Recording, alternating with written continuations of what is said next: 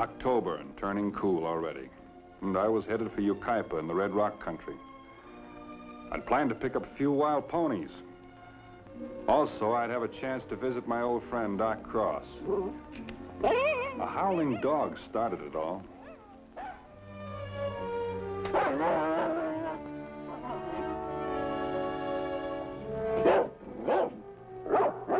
Anybody home?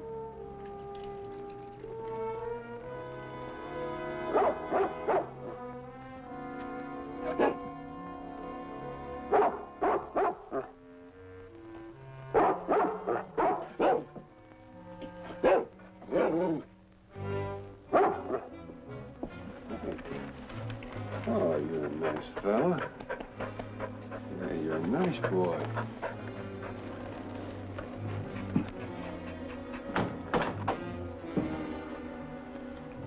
Anybody home?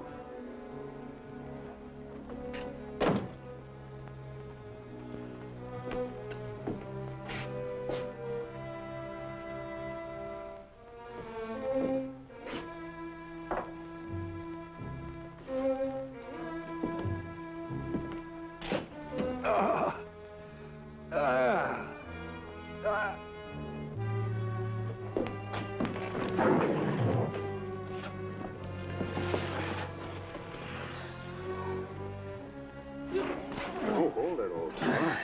You got the wrong fella. Maybe I have. Sorry. Something about the bushwhack makes me kind of cranky. How did this happen to you? I was gored by a butterfly. Come on, I'll give you a hand. Take it easy.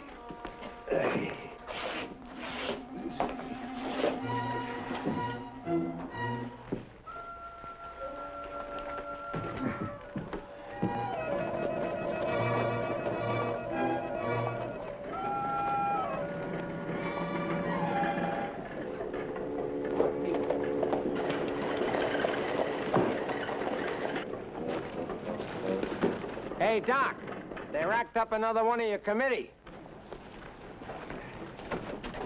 Bring him in. Bring him right up here. That's it. Vint Bonner, am I glad to see you. Hi there, Doc. While you're socializing, the patient can bleed to death. The Cotton Boys? Who else? Come on. Come on, look out. Take it easy. How'd it happen, Tom? My fault. They caught me napping. This is the 5th this week. What happened to the town of Harmony? It used to be a real peaceful place. That was before Gus Cotton moved in. He's a draw fighter. Used to ride with the Gibbons bunch out of Willow Fork. What's he doing here? I don't know. Maybe Tracer Gibbons is spreading out. All I know is he and his brother rode into town a couple of months ago. Doc, are you for me or against me? I'm sorry, Tom. Oh, what's Sheriff Davenport doing about it? George Davenport was killed last month, Vin. Oh, I'm sorry to hear that. Who's taking his place? Well, we haven't got anybody else yet. Oh, give me that probe over there, will you? It's the third one on the right. Now, hold it. That's it, Tom. That's the one. That's the one. Thank you. We're electing the sheriff tomorrow, along with the mayor. Who's running? For sheriff, that is. Well, Ernie Schroeder, for one. Now, Tom, lie still if you can. You can yell, but lie still. And Gus's brother, Roy, is the other candidate. And anybody who is man enough to speak up for Ernie Schroeder gets this.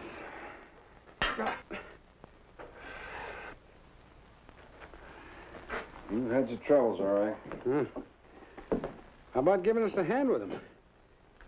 I mean, just until the storm blows over, huh? What? I had a group of people that are working for Ernie Schroeder. The Citizens Committee to Keep Harmony in Harmony. That's what we call it. How about it, Ben? Now, Doc, you know I'm not a resident. I can't vote. Yeah, but you carry an awful lot of influence. I mean, if you were to come to the rally tonight and sit up on the platform next to Ernie Schroeder, you'd sure swing a lot of votes. It's none of my business, and you know it. Yeah. I guess you're right. I mean, I just wouldn't feel right butting in. Yeah. You staying at the hotel? Oh, yeah. I'm going to stay around long enough to get a hot bath.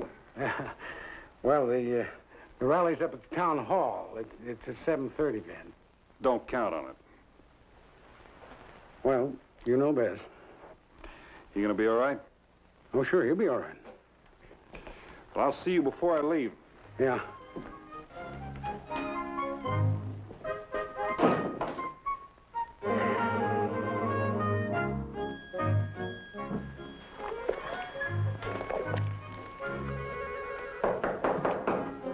Come in. I'm not through yet. That's all? Oh, I thought you were the kid come for the tub. No, I ain't the kid come for the tub. I'm Roy Cotton. You heard of me? Yeah, your name has been popping up all day. What can I do for you? Well, I was just wondering if you're going to be around town for the election, Bonnie. You've heard about the election? Yeah, that I have. Well, then you must have heard that folks are asking me to run for sheriff. Not that I'm anxious for the job, you understand, but, well, folks kind of figured it was my duty, so, well, I thought I'd oblige them. Well, look on the bright side of things. Maybe you won't be elected. No, Bonner. I'm going to be elected. Well, I can see that a nice, personable fellow like you'd get a lot of votes. Hand me that brush over there, will you?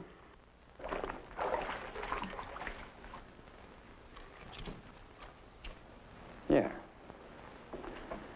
Yeah, I'll give you the brush.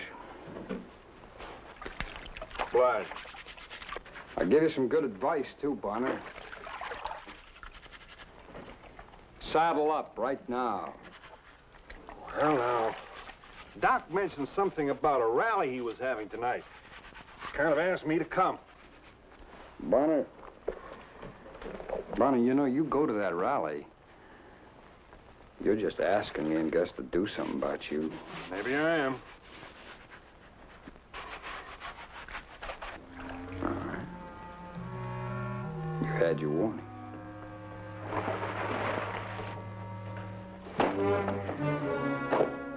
I'm not leaving town. So if you want to do anything about it, you better do it now.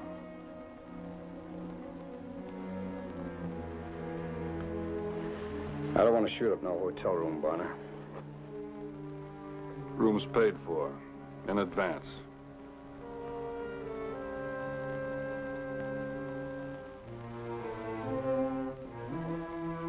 There's no rush. You just be out of town time sun goes down, Bonner.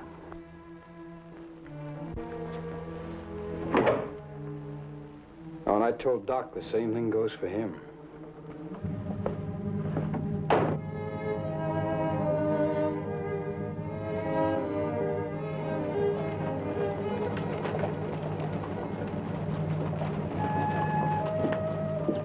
Well, I guess nobody relishes the idea of being told what he can do and what he can't. But mostly I was concerned about Doc Cross.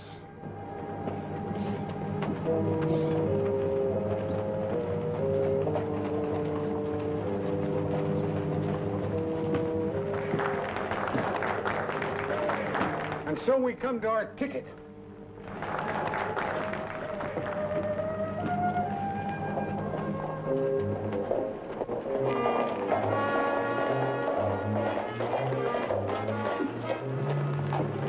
It didn't look like the Citizens Committee to keep harmony in harmony was doing much good. And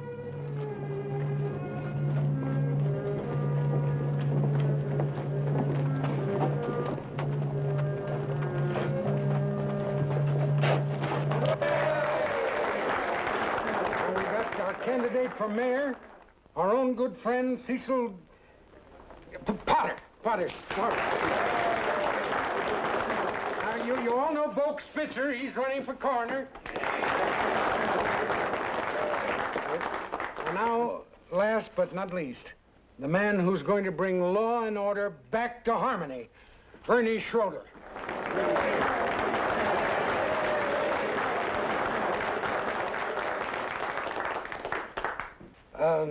Well, I guess that's about all, folks.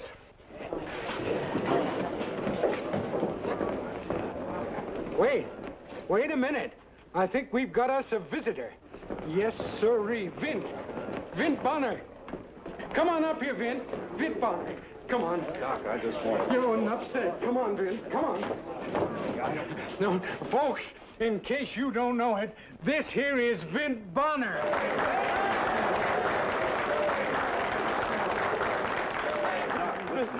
No, now we got real work to do. Because before polling time, I want every citizen in Harmony to know that Mr. Bonner here is on our side. Yeah. Doc, if you only listen to Now, me... we've got to spread the news that any man can vote the way he likes.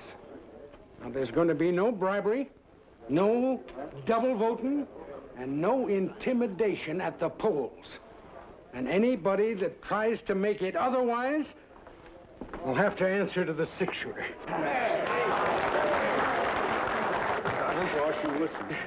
Now, look, we gotta organize to spread the word. Now, Amos, you take all the people west of Cedar Street. And, Kinney, you take the section down by the creek. And if they're asleep, wake them up. Now, I'll take the center of town, and all of you, just go on out and give the word. That's right. Go on. Oh, wait a minute. There's just one more thing. You tell everybody that Vint Bonner is going to be at the polls himself tomorrow, just to make real sure that this election is run honest and free. Goodbye. Now, Doc, you listen to me. Oh, Vint, were you speaking to me? You know darn well I was. Oh, do you want something? Do you want some water, maybe? Huh? No, I don't want any water. It's very refreshing. Doc, I'm not going to have people going around saying I'm interfering with their election, so you just call them back and tell them that before it's too late. Oh, Ben, it's too late now. And I guess I better be running along, too, because I got a lot of people to talk to. All right. You go right ahead. But tomorrow morning, you're going to look awful foolish because I'm not going to be there. I always reckoned you a man who set quite a store by his duty. I do. And I figure my duty right now is to mind my own business. All right. All right, I give up. You what? Well, there's no hard feelings, Vent. Every man's got to do what he feels is right.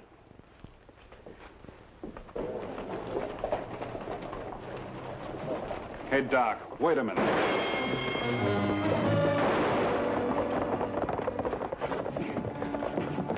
I think I winged one, Doc. You all right? Never better. By the way, the polls open at 7 o'clock. Why don't you let your conscience be your guide? Good night, Ben.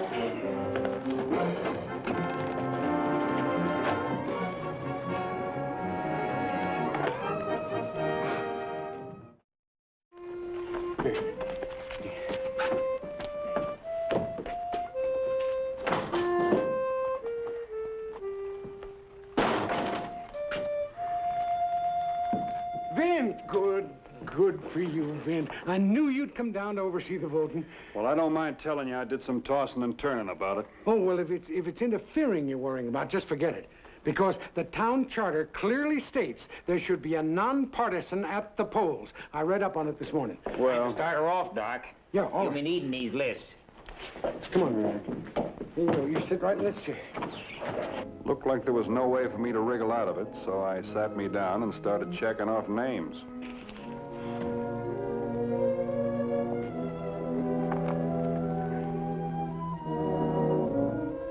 Well, the voting went real smooth that morning. There was just one shooting. That turned out to be a flesh wound. Then about 11 o'clock...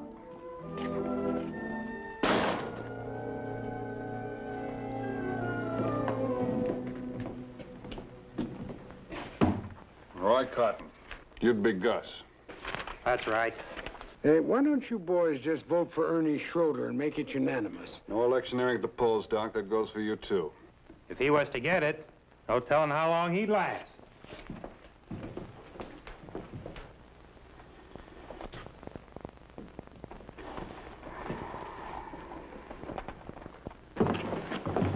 Gus.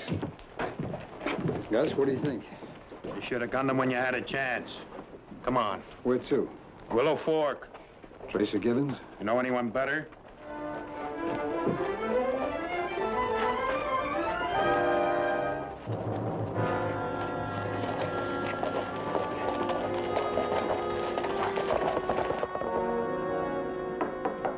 Come in.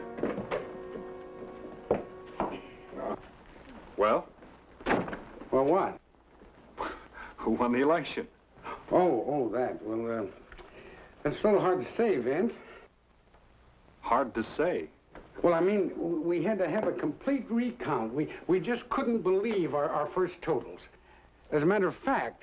Look, did Ernie win or didn't he? No, Vince, he didn't win. Well, that's too bad. It could have been worse. You mean it was a close vote? Well, I don't think we could call it exactly close. Do you, Tom? Not exactly. Well, what are the figures? Well, in the race for sheriff, that's the one we consider the most important. Yeah. Ernie Schroeder only got 7 votes. 7? Is that all? Yep, that was his total. We made certain. And Roy Cotton got 33. Oh, that's too bad, Doc. I'm sorry. I really am. But if the people elected him sheriff, maybe they deserve him. Yeah. Well, there's no other way to think about it. Wait a minute.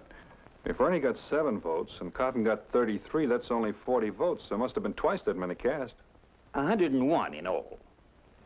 Well, that leaves 60 ballots that are not accounted for. 61 to be exact. And that's how many you got. Huh? Vint, it gives me great honor to announce you've been elected Sheriff of Harmony by a landslide. You're joshing, aren't you, Doc? Sure, you're joshing. No, sir. Well, but that's impossible. That couldn't happen. Vint, the people have chosen. Now, Vint, there's a little rust on the points of this badge, but some polishing will take care of that. Doc, if you had anything to do with this, I swear... No. It was spontaneous, Vint. Absolutely spontaneous. Fine. I've got me a spontaneous notion, too. What's that? I resign. Oh, well, now, Vint, that's going to be a little bit of a problem. Because, see, you have to resign to the mayor. And we haven't got a mayor yet. Not until we swear you in. Oh, that just shows how confused you are, Doc. You said I was elected sheriff, remember? Seems like folks just got the habit of writing your name in.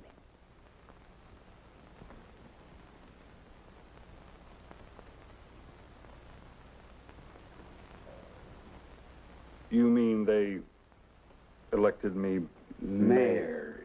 too? By a 2-to-1 majority, Your Honor. You didn't do so well for coroner, though. Both Spitzer beat you out by 4 votes. Oh. Well, I wouldn't feel too badly about that, Vint, because Boke's a very popular man, you know. And... Oh, sure.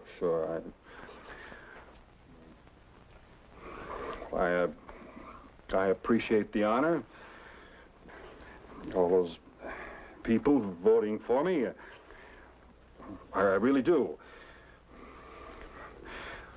But I haven't the faintest idea of being sheriff or mayor. But the people have made their choice. They got stampeded, and I don't take it as much of a favor from you, Doc. Oh, now, Vint. Well, you can just have yourself another election.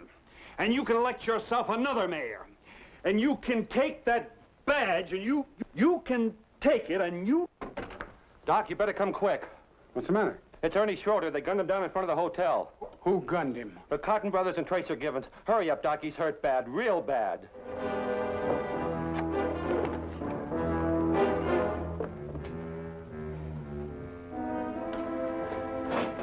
Vint, I'm going to have to leave him in this room for a while. It's all right, Doc.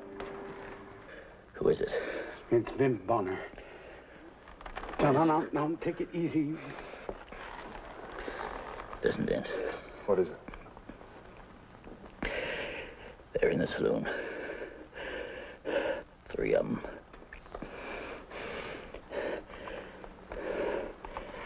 I never really thought I'd be wearing one of these. Now, wait a minute, Vin. You were right. It's not your business. It's our problem. We got to solve it ourselves. Now, look, Doc, minding your own business is a good thing, but there's such a thing as carrying it too far. Bent. Yeah. Givens is the fastest. Take him first. I'll remember that. Wait a minute. I'll go with you. Don't take this wrongly, but you'd just be more for me to worry about.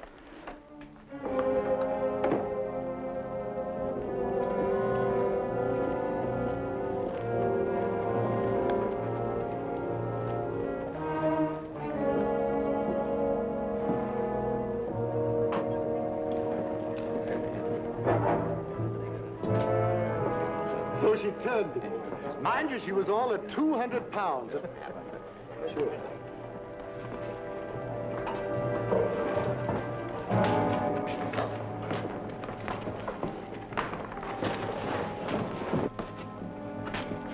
Come in. Come in. Friend of yours, Gus? I've seen him before. Well, step up to the bar. What's your pleasure?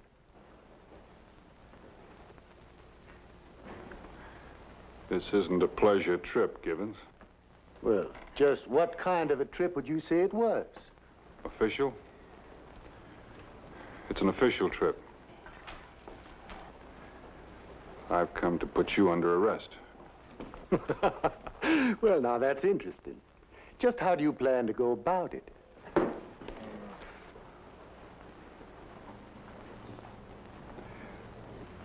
Well, it'd make it a lot easier if you just put your hands up and come along with me quietly. Well, it used to be even a lawman give 'em. You wouldn't know an even break if you saw one, Givens. No sporting blood. Well, boys, looks like he's got it cold. Looks like we'll just...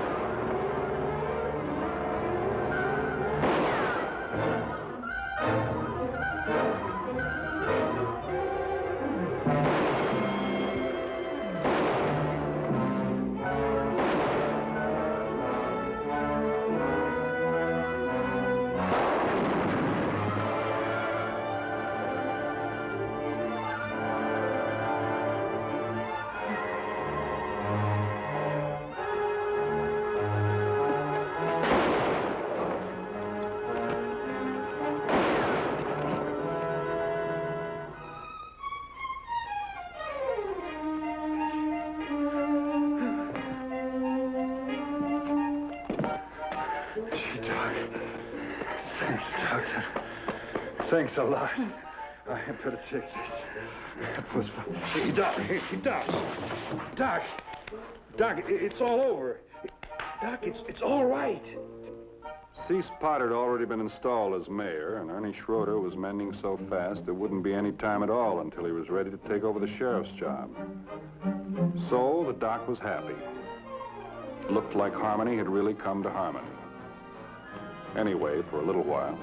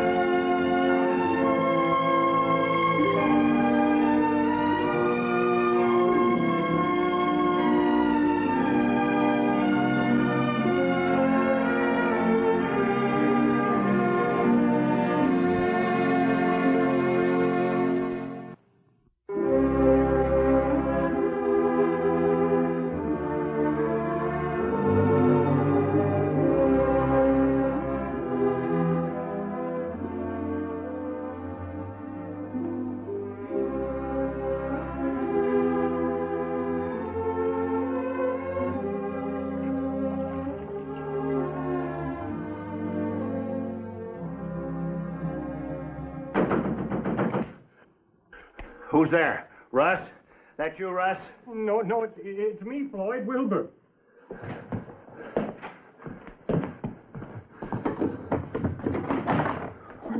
They're coming, Floyd. I seen them from the ridge. How many? 15, maybe more. It's getting dark. 15 anyway. That ought to be enough. Oh, that leg, Floyd, that looks awful bad. You ought to do something about it. Why'd you come back here, Wilbur? How come you didn't run off with the rest of them yellow-livered skunks? I started to, Floyd. I sure did, but then I got to thinking I couldn't leave you here all alone. Not the way you are, and that posse coming. You knew it'd be a fight, and you came back? I'm here, ain't I? You know what you're in for?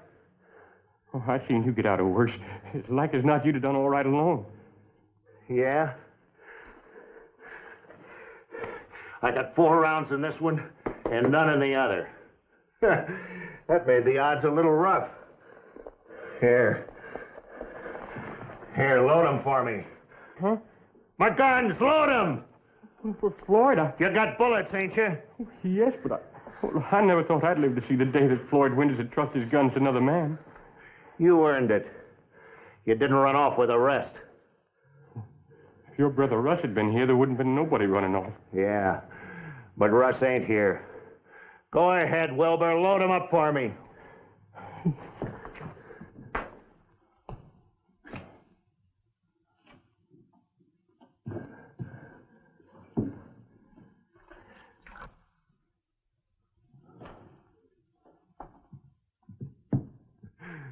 Funny thing, ain't it? Live with a man 5 years. Don't even know him. Here I figured you'd be the first to yell out and...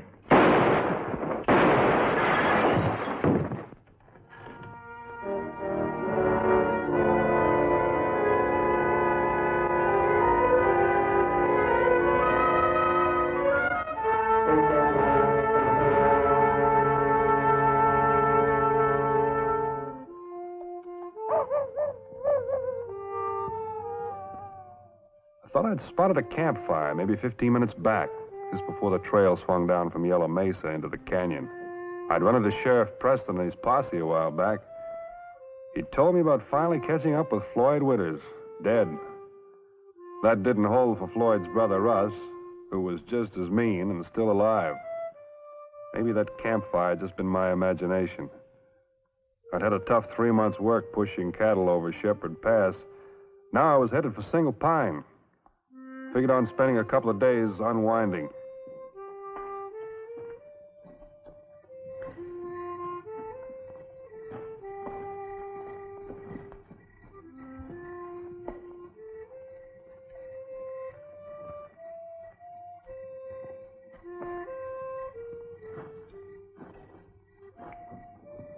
Get your hands up, Russ. Hi. Hi, I said. I ain't bluffing. You ought to know that. Something you ought to know. Oh, don't turn around. Just stand like you are here.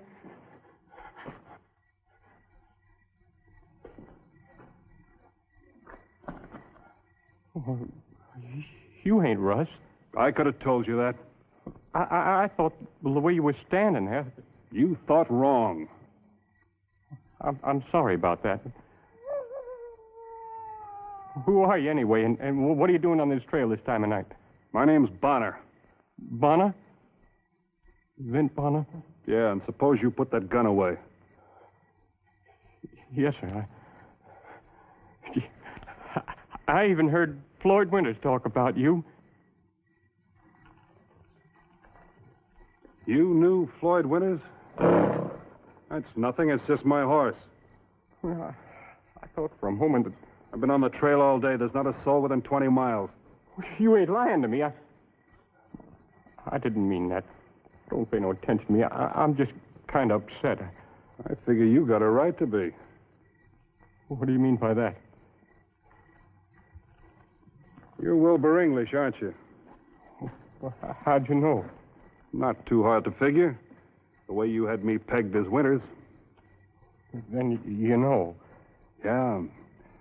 I ran into Sheriff Preston a while back. The whole posse's talking about it. Talking about it? You mean it? About the way you shot Floyd Winters. How about that? 2 days ago, nobody ever heard of me. And now they're... What they saying?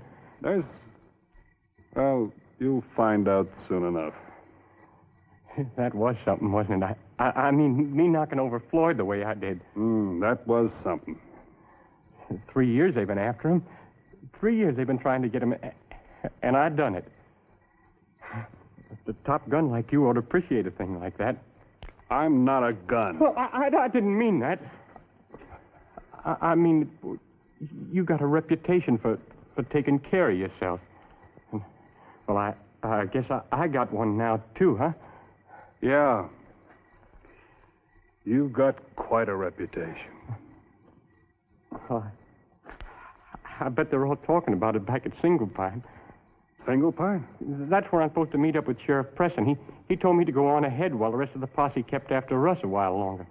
What are his plans? Well, he's going into Cheyenne tomorrow, deliver a prisoner, and he promised to take me with him. That's where I'm going to get my pardon in Cheyenne and the reward money. Of course, the reward money don't mean nothing. Well, Preston's a good man. He'll take care of you. I got to get to Single Pine first. I got to get that far on my own. It's only a short ride. Well, I thought, well, you were heading to Single Pine. Well, maybe we could ride in together. You'll do all right. Bonner. Mr. Bonner. He's after me, Floyd's brother Russ. He swore he'd kill me. Bonner, I'm begging you. How could it be too much to ask? I'll make it up to you. I'll give you half the reward. I'll take you in. You will? Yeah, honest? Just shut up. One thing I can't stand. I'll put my bedroll over here. I thought, well, maybe we might go on tonight. Tonight? I've been pushing it since dawn. I know, but out here, I don't think I'd sleep.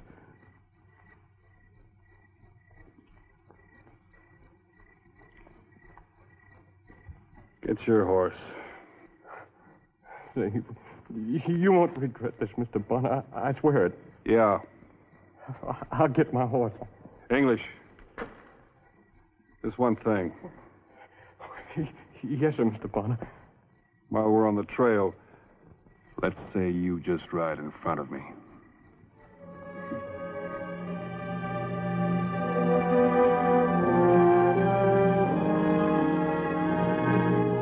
Well, we rode on through the night. Wilbur didn't let up a minute. Just kept twisting and turning in his saddle, looking over his shoulder like any minute somebody was going to send a bullet slamming into his neck. Here we are. What's the matter? Well, that fellow over there. Where? For the hardware store. I can't see him real clear, but it looks like Russ. Looks a whole lot more like Ben Fletcher. That's his hardware store he's leaning up against. Come on inside.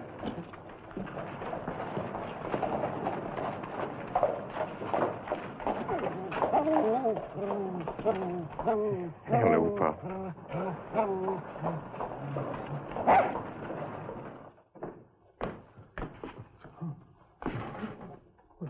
That's a fine way for the sheriff to be tending his job.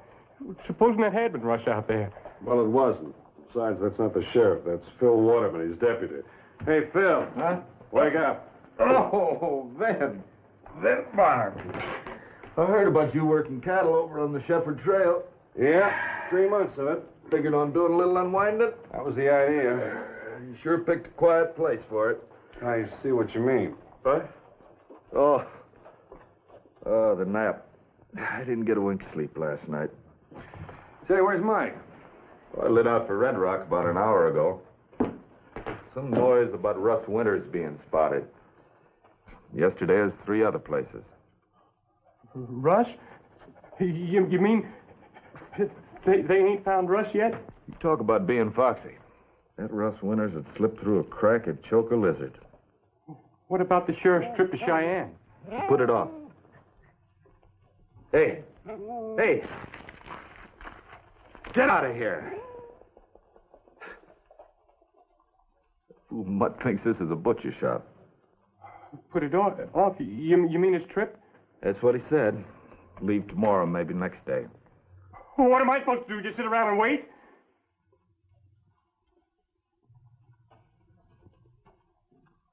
Who's your friend, Vint? Thought you knew. This is Wilbur English. Ah. Well, so that's Wilbur English. Listen, Phil. Name's Mr. Waterman. Well, you got to understand. The sheriff promised he'd see that I got to Cheyenne. Which he will when he goes himself. What's he doing about it? He's out gallivanting around. Now, you looky here. Mike Preston said he'd take you to Cheyenne. He'll take you there. He ain't never gone back on his word yet, not even to no murder and... I forgot. You ain't no outlaw no more. You a public-spirited citizen. All right. You get yourself into that hotel across the street and you stay there. When the sheriff comes back, I'll tell him where you are. Ain't there no place for me here? I mean, back there? Cells are full.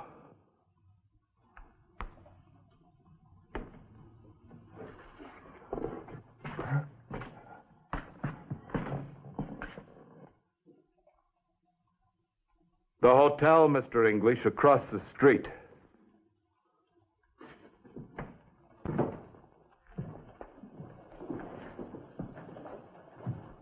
Now, how'd you ever get mixed up in anything like that? Kind of accidental. I bumped into him on the trail last night. Floyd Winters needed killing. There's no arguing that. I guess we all owe English something. Yeah, I suppose so. Say, the drought let up around here yet? Why, sure, we got 2 new saloons since you was here. I didn't mean that. I want to get a bath. Oh, that. Well, you can go down to Daggett's 2 blocks down the street if you think you have to.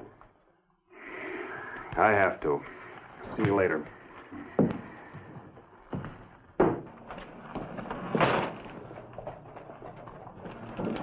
Hold it right where you are.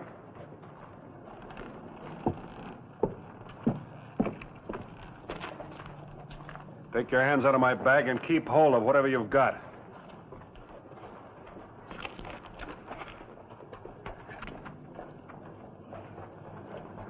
Wilbur, you picked the dangest time to get hungry. It ain't for me, Mr. Bonner.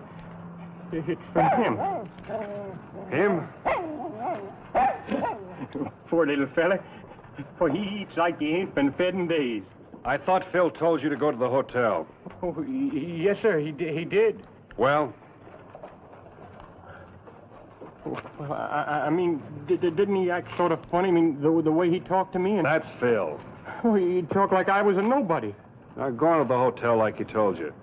Mike will be back tomorrow, and that'll be that. Yes, sir, I was just fixing to. All right. Where you going? I've got some business to attend to. Ain't you going to stay in that hotel over there? Wilbur, you're not afraid to cross the street, are you? No, sir. No, it's just that I figured, well, since you were staying in town anyway,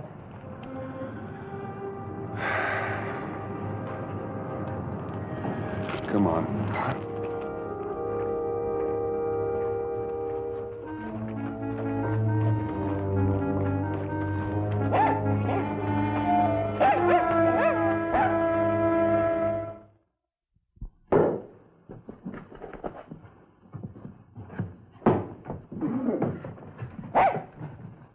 Couple rooms.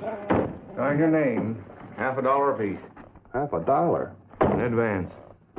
Look, I was thinking, well, the price of the rooms, well, maybe if we was to share one. No. That'll be room 16 and 17. Wilbur English.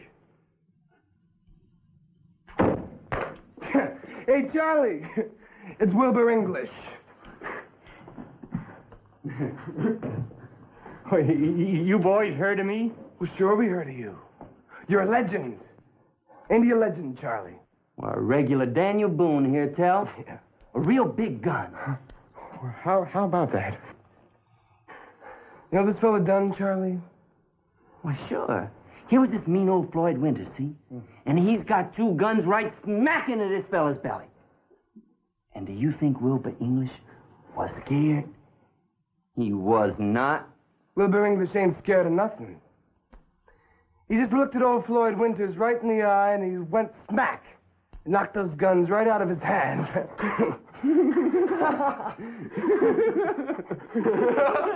You fellas better not mess with me. You just find trouble. Sure. That's Vin Bonner. Sure. You hear what he said? That's Vin Oh, Bonner. yes, it is, and I'm Davy Crockett.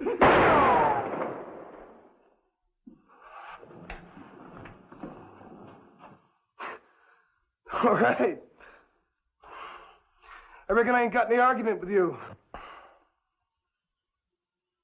Come on, Wilbur.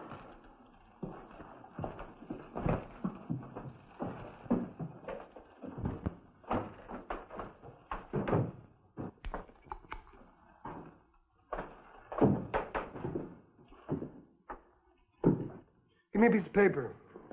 Make it a yellow one.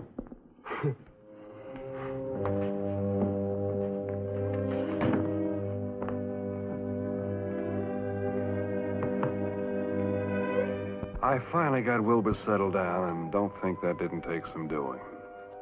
Anyway, I was feeling kind of beat myself. That bath I needed, I could get that later. And I guess I must have been asleep about an hour when...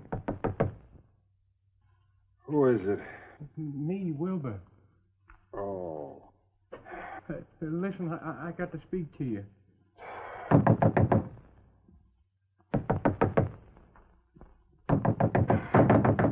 All right, Wilbur, I'm coming.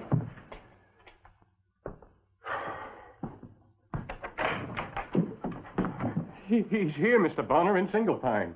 Who's here? Russ Winters, he's right here in town.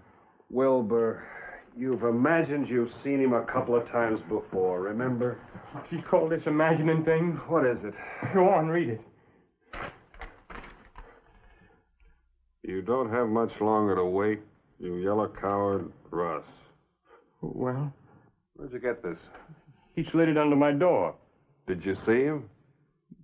I didn't have to. Look, if Russ Winters were in town, he wouldn't waste any time sending you notes. He'd be calling on you personal. No. You see, that's just what he would do. He'd like nothing better than to just sit there and Wilbur, talk. if you don't let me get some...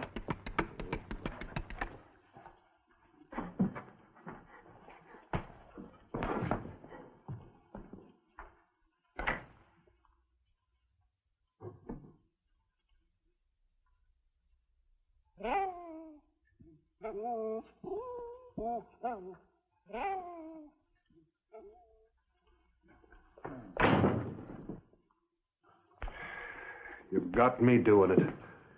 Jumping at sounds.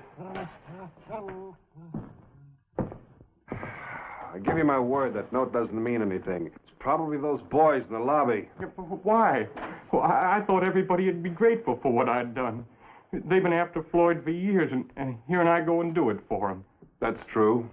And now they act as if it were wrong, as if he was some kind of hero or something.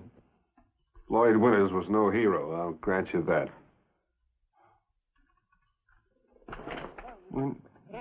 Then why are they all against me? They're not against you. It's just the way you shot him.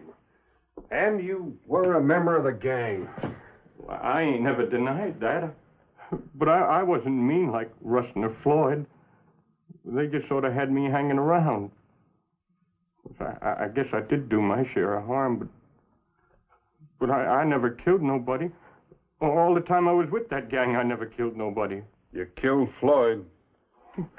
That was different. He was an outlaw, wasn't he? He had it coming. Everybody said he did. Well, listen, if I hadn't have shot him, there'd have been more killing. And the posse was coming, and, well, I was sort of saving their lives. And getting yourself a pardon and a reward. I wasn't thinking about that. You weren't, huh? What good to do me anyway? Russ is out hunting me, and everybody's acting like they'd like to see him get me. Like I was some sort of dirty coward or something. And you think I'm a coward too, don't you? I didn't say that. But you're thinking it. I can tell you. You're just like all the rest of them, all of them. Well, I ain't. I ain't a coward at all. Sit down, Wilbur. I'm going out there, see? I'm going out there in the street, and I'm going to call out, Russ? Russ, you out there? Will you come on out here, see? Wilbur, sit down. Well, you can't stop me. Nobody can. Calling me a coward. All right. You're not a coward. You're just saying that. No, I mean it. Are you sure? Yes, I'm sure. I mean it. You're not a coward. Sit down, Wilbur.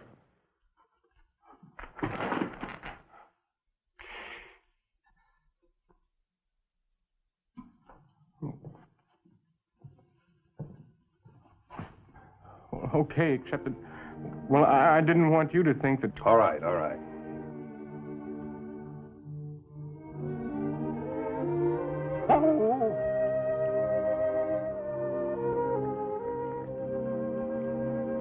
Mr. Bonner. What? There's a train this afternoon leaving for Cheyenne at 4:30. What about it? I'd like to be on it. You're supposed to sit tight. I know, but it's only a question of time. Look, if I were in your place... I know, but you're not in my place. That's true, I'm not. Well, what'll you do? I mean, after you get to Cheyenne? I don't know. You've got some folks?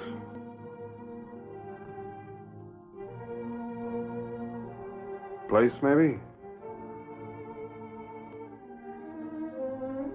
Everybody's got a place.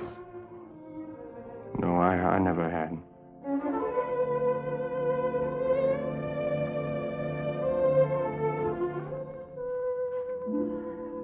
$4:30, huh? I'll see that you're on it.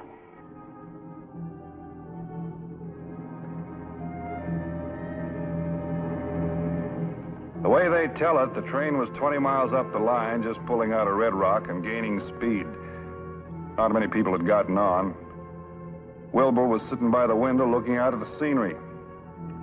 In a way, I was kind of sorry to see him go. Not that I'd gotten to like him or anything. Anyway, I reasoned that'd be the last I'd ever see of him. I was right.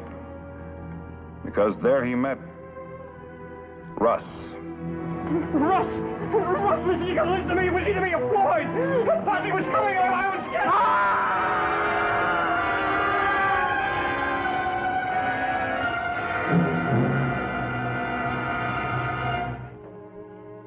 Look, I hate knocking the dead as much as anybody. What am I supposed to do, bleed for him? Guess you're right. I just can't figure you, Vint. I mean, a dirty little coward like that. Just that he wanted so little. Just to be... wanted. That's my point, what I'm trying to say. What's the loss? Who'd want him? Who would at that?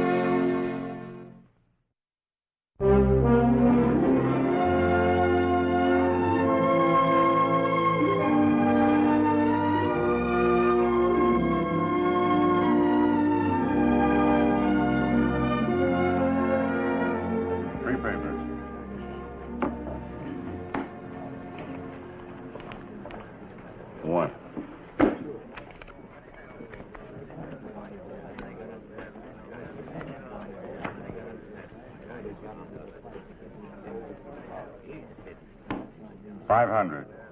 Match. This'll cover it. And I'll redeem it at the bank if you win.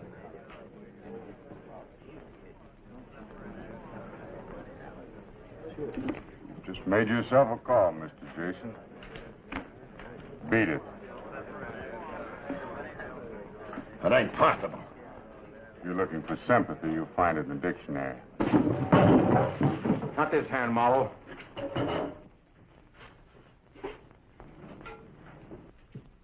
What's this? We say you cheated. I never cheated at a card game in my life. Mr. Jason's a respectable businessman in town. When a stranger calls him a liar, he'd better back it up. I'm no liar, but I'm no gunman either. I don't even carry one of those things. Then get out! Fast!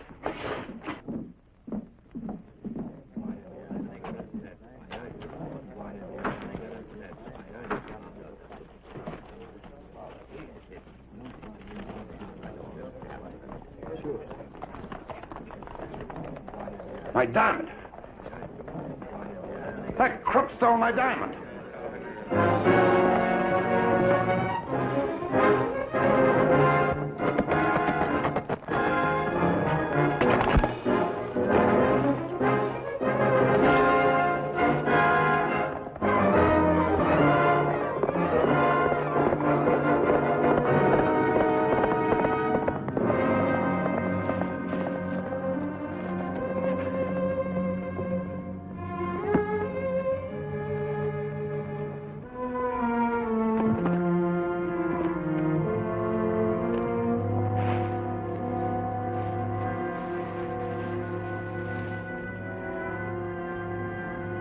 Afternoon.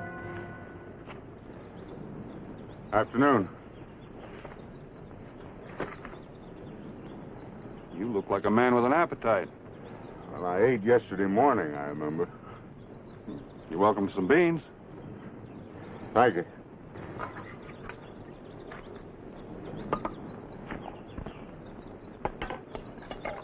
Here you are. Thank you. Rough country to be traveling on foot. I ran into a poor sport back in Jackson Bend. He didn't care about me cleaning him in a poker game, so he had his gun in and run me out of town. Oh, that would be Cal Jason, that man of his, Goss. Yeah. You didn't have a chance from the start, even if you cheated. Good gambler doesn't have to cheat. I figured you for a gambler. One day it's chicken, the next day feathers. But if I had to go broke, at least it's within walking distance of Clover Fork. You wouldn't by any chance be acquainted in Clover Fork, would you, mister? Some. Maybe you could tell me where I could find my family. Clover Fork's where they moved to last time I heard. Name's Marlowe. Marlowe? I know Ted. I'll bet he's a real whopper by now. Well, he must be, let me see, 1 on 10. And Janet, that's my wife. I bet she's as pretty as she used to be. Oh. Fact of the matter is, Mr. Marlowe, Mrs. Marlowe's dead.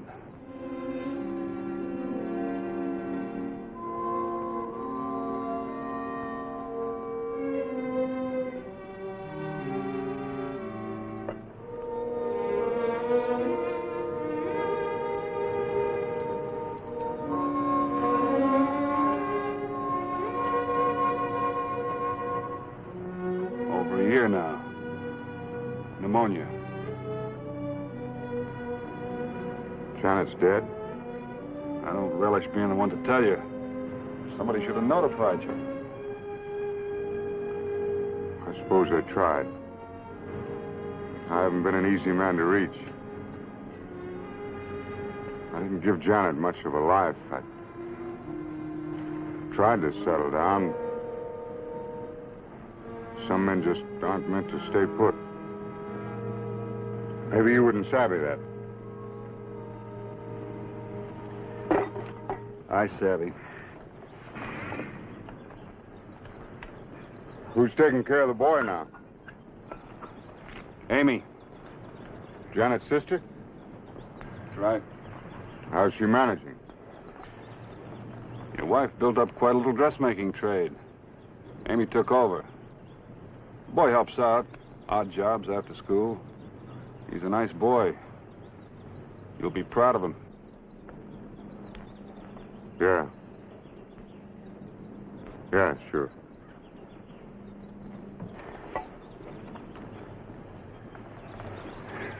Well, I'm sorry I can't take you with me. But I don't think my horse could carry us both. Oh, that's all right. Thanks for the food. I'm sorry, I didn't even ask your name. Name's Bonner. Vint Bonner. Bonner? Yeah, I've heard about you. I'm pleased to meet you, Mr. Bonner. Oh. Good luck. Well, since you'll be in Clover Fork ahead of me, I wonder if you'd stop by and tell Amy and the boy that I'll be by to see them. I'll do that.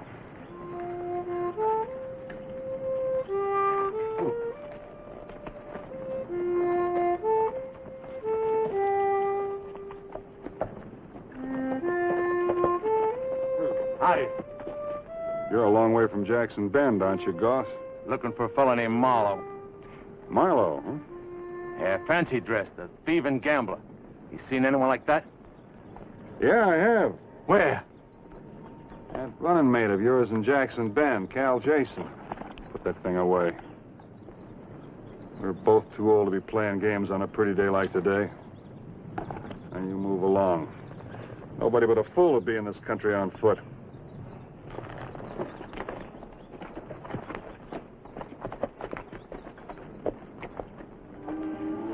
Vint, Ted, I knew you were here after I'd seen it. And here's the black thread you asked me to bring on the way from school. Oh, Mr. Bonner, I can do that gun trick you showed me real good now. Good.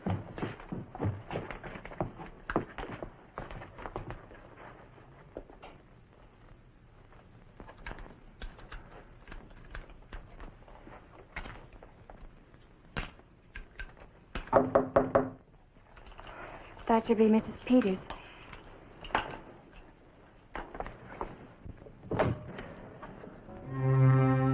Hello, Amy. Rafe. Aren't you going to ask me in? Or weren't you expecting me? She was expecting you, all right, but not so soon. Come in. Sodbuster gave me a ride on his wagon.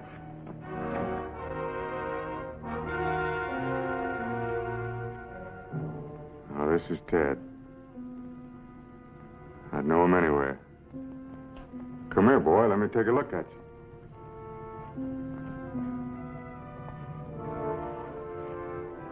Yeah. Same eyes, same color hair. I bet you don't know who I am, do you, Ted? Ted, I want you to meet a friend of mine, Mr. George Parker. He knew your father. Glad to know you, Mr. Parker. Well, now, just a minute, Bonner. Ted. Ted, it's time to go bring in the kindling. I'll be right back. Thank you, Vint. What kind of joke you pulling, Bonner? It's no joke, and it's better this way. You be Mr. Parker. To him, you're dead. So that's it. Well, I'm coming back to life. Nobody's going to keep me away from my own son. Just how do you fit into this, mister? Because I asked him to, that's how. Go away, Rafe. Leave us alone. Amy, I know how you must feel, but... You don't know how I feel. You couldn't. It wasn't pneumonia that killed Janet. It was you. She was in love with you, Rafe Marlowe. When you left that last time and didn't come back, that's what really killed her. I couldn't help myself. It wasn't that I didn't love Janet. Well, don't make Ted go through the same thing she did. Always wondering where you are, worrying about you. Please. Let him go on believing you're dead.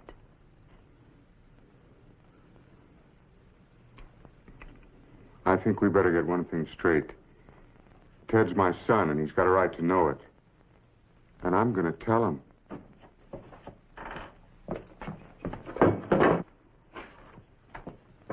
That was quick, wasn't it, Aunt Amy?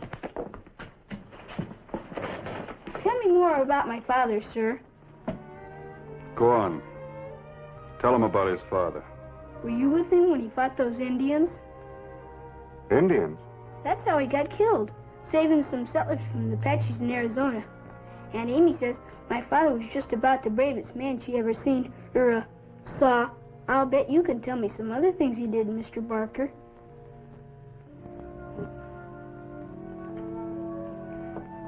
Your dad was quite a man, Ted. There'll never be another one like him. But, by the way, you got my name wrong. It's not Barker, it's Parker.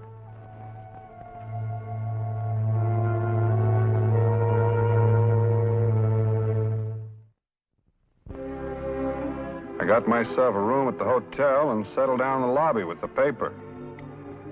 But my mind wasn't on it. The way everything was working out was so peaceful that it just seemed a little bit too peaceful. Thanks, Bonner. What for? Oh, for making me think twice. So you decided to go on playing dead, huh? Sure. But I wrote myself a mighty heroic obituary. What made you change your mind? Oh, I don't know. Amy talked sense, and, well, I did sort of promise to stay over another day, though. How come? Tomorrow's Saturday, and the boy said he'd like to go hunting. I guess I owe him that much. Seems reasonable. Only if I stay over, I'm going to need me a little stake. Now, I'm not asking for a loan. Not without security, anyway. I'll need about $25. This thing real? Well, if it isn't, I don't think that gunslinger of Jason's would have bothered to try to find me yesterday. He's over here today. Guess he wants this back. I want it fair, but that's another reason I've got to be on my way. Oh, about the money, I'll have it back tomorrow. How? I checked a poker game in there. They know as much about cards as a blind Indian. Ted sure has his heart set on going hunting. Well, like I said, it seems reasonable. And you keep this. No. Business is business. I'd rather you keep it anyway in case I get reckless. But I have a feeling this is my lucky night.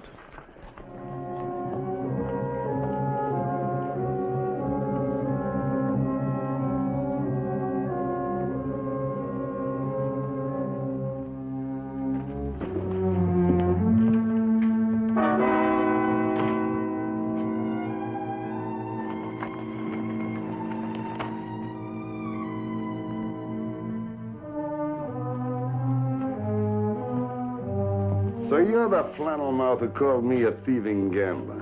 Must have bit pretty deep for you to come all this way and tell me about it. Where's your friend Marlowe? He's got a $2,000 diamond of mine, and I intend to get it back. Must be the fellow you were talking about. I run into a kid who saw you sharing chuck with him. Well, it's a good thing you didn't stop for dinner. I only had beans enough for two. Where'd Marlowe go? I couldn't tell you that. You mean you won't? Maybe the night air will revive your memory. Outside.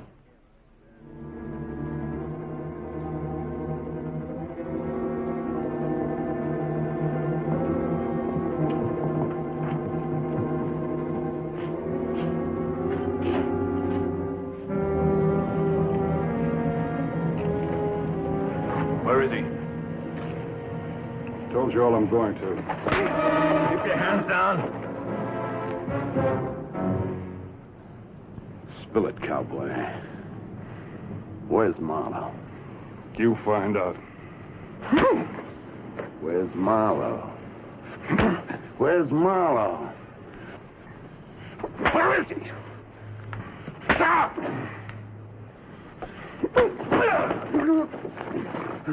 Let him go, or you'll shoot.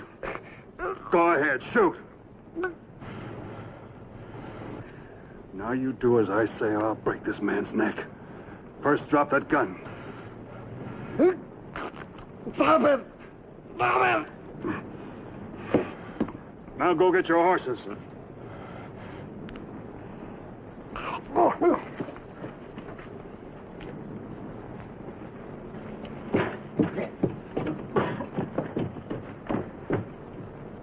And don't stop till you get to Jackson Bend. I'll be looking for you, cowboy. I'll be around.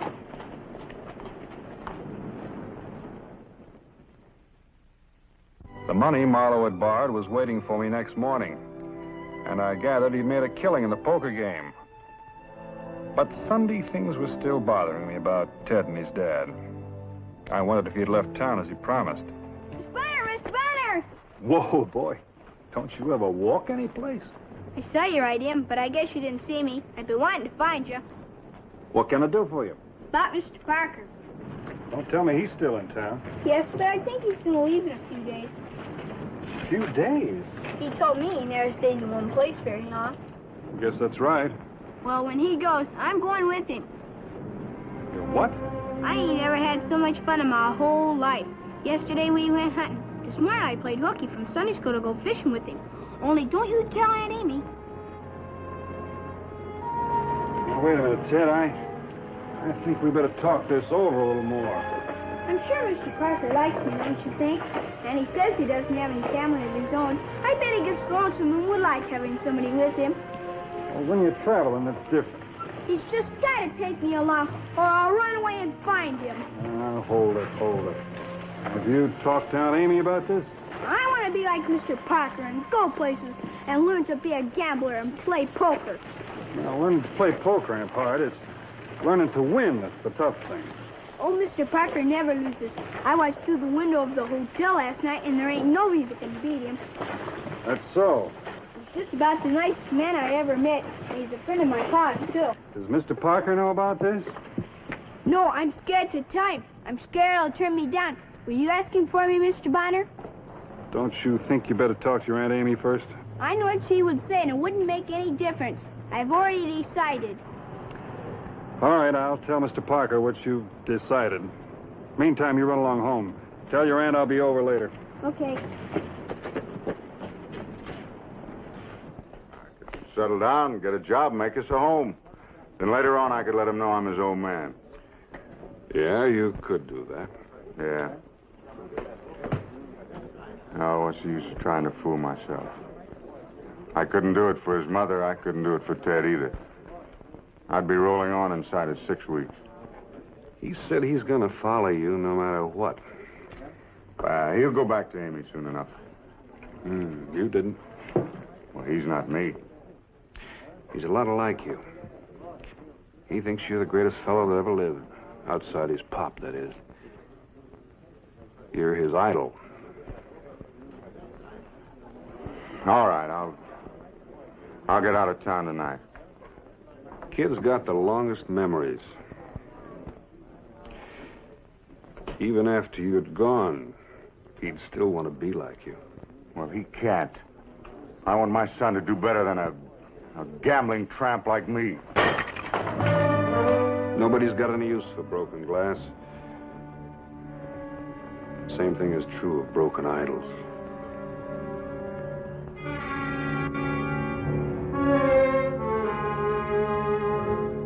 If you're looking for sympathy, Finch, you'll find it in the dictionary. I don't understand it.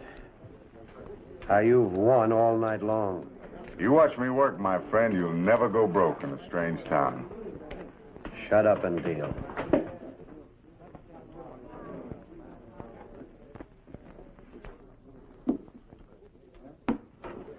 Ante up.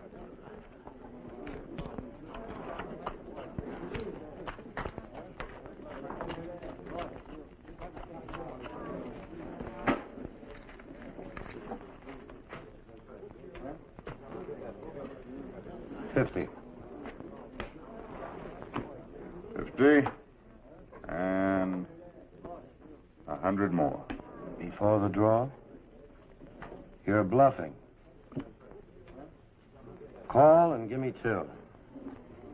You're a grave digger. Dealer takes 3.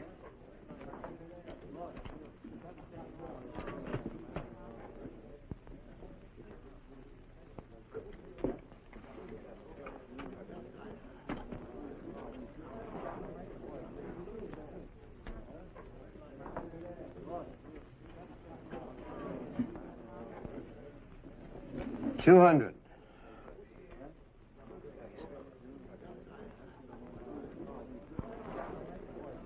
You 2. Raise you 500.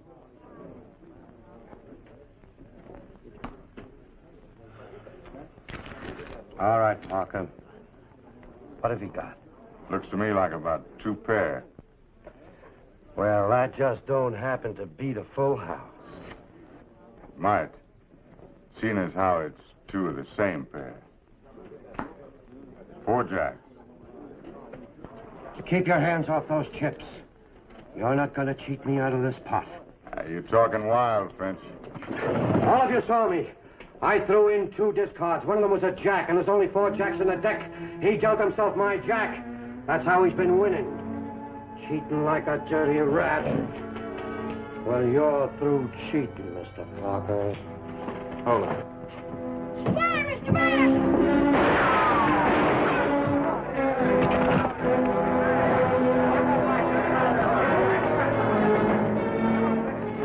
Did the kid see it? Yeah, he saw. All right, you know what to do with this.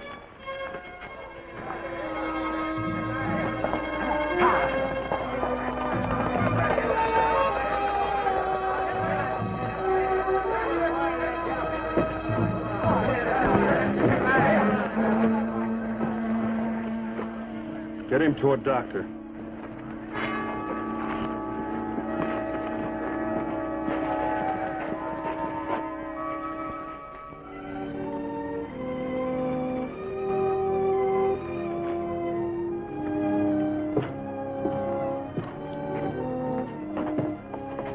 Where's Ted? I haven't seen him. There he is. And I wanted to be like him. To go with him. A man who cheats at cards is more than a snake. I wish I never seen him. I don't think he's a friend of my pa's either. Pa wouldn't have nothing to do with a skunk like him.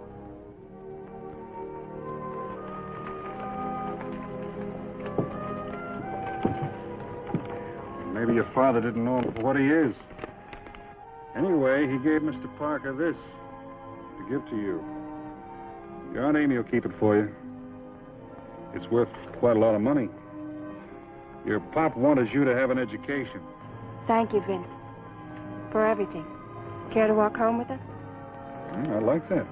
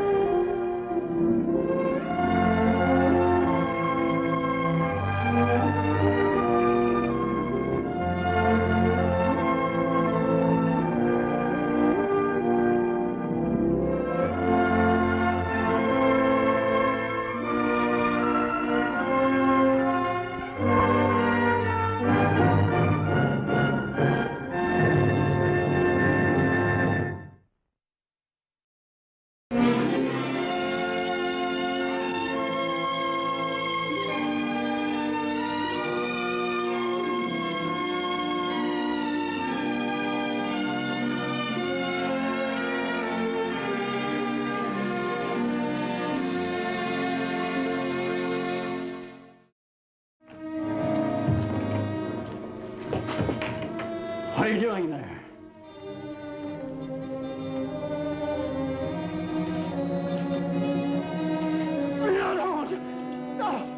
No. Take anything you want. Anything. But don't do that. Don't do it now. Why? Why? No, please. Please. Please. Don't. Please. Please. Please. No.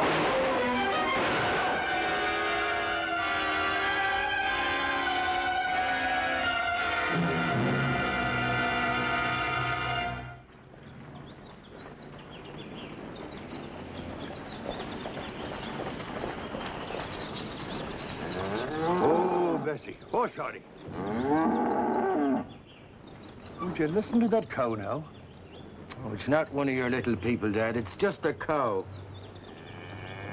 There's something wrong with that cow, Michael. Well, maybe she's hungry, huh? There's not feeding, she's one. Now, why should a cow be going unmilked this far into the day? Say, Judge, you don't suppose Mr. Danfield's sick, do you? Now, what's the use of supposing when it just takes a minute to find out? Mr. Danfield! Mr. Danfield! It's Sean O'Hara. Well, why don't you see if it's locked? Do you suppose it's all right? Of course it's all right. Mr. Danfield? Lord preserve us.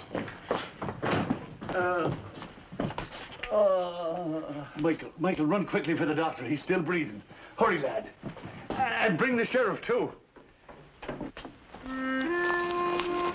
Well, son, you might as well slow down. We're not going to get any place tonight. Spring jobs are over and the summer jobs haven't started yet. Evening, ma'am. Tell you the truth, Scar, I've been dawdling on purpose. I've been kind of hoping to spend another night out on the range. Being a horse, you wouldn't know, but the ground's a lot softer than some of those 25-cent hotel beds. So, if you don't mind. Say, do you see a light flickering up behind those trees? As cold as the clay. Oh, beat the drum slowly and play the fife lowly and play the dead march as you carry me along. Take me to the green valley, there lay the sod o'er me. For I'm a young cowboy and know I've done wrong. Howdy. Howdy. Don't stop. That sounds mighty pretty. Well, it gets kind of tiresome when you hear it all the time like I do. It's better to listen to those coyotes. That's about all. Say, I'd be real proud to have you stay for supper, friend. Though I ain't got nothing but beans. There's one thing you can say for beans, though. There's always plenty to go around. Thanks very much. Not much obliged, but I got some grub of my own. You have? What do you got? Beans. Yeager's the name. Toby Yeager. Vint Bonner. Vint Bonner? Well, what do you know? See, I've heard a lot about you. And, that six-shooter. That's a mighty pretty guitar you got there. Oh, it ain't much, but it sure is company. I know what you mean. It's pretty lonely on the trail. Sometimes I figure I might end up talking to my horse. Oh, beat the drum slowly and play the fife lowly and play the dead march as you carry me along. Why didn't you join in, Mr. Bonner? Your voice can't be any worse than mine. Well, all right, but remember, you asked for it. Take me to the green valley, there lay the sod o'er me. For I'm a young cowboy and know I've done wrong.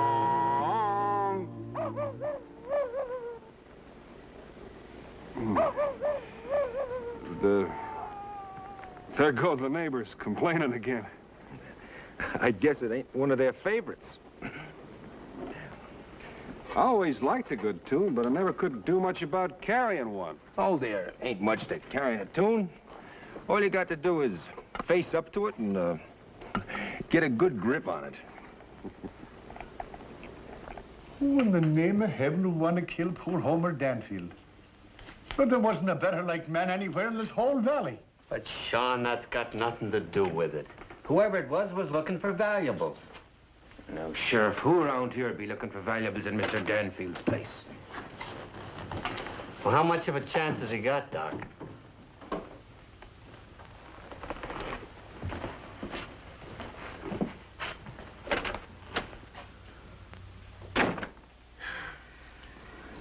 Don't feel much like sleeping, do you? No. Not with all those beans in me. Here's one I'll bet you never even heard. Darling, I am growing old. Silver threads among the gold.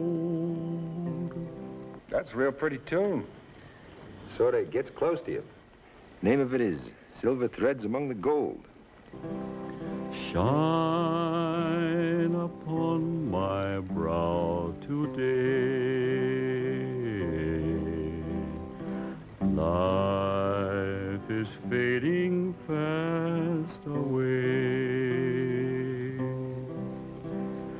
But my darling, you will be always young and fair to me. Yes, my darling, you will be always young and fair to me.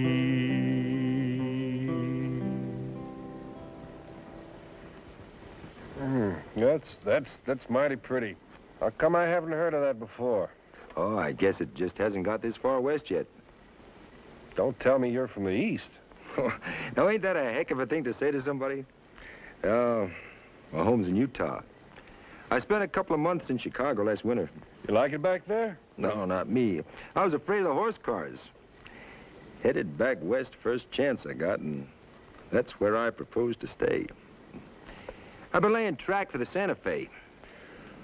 How are they coming with that railroad? They ain't at the moment. They got the line built as far as the town of Peaceful back there. Then they had to stop and straighten out some ruckus about the right-of-way. So I took my pay and bought that spindly mare back there and figured I'd mosey on for somewheres else. Restless type, huh? No cure for it.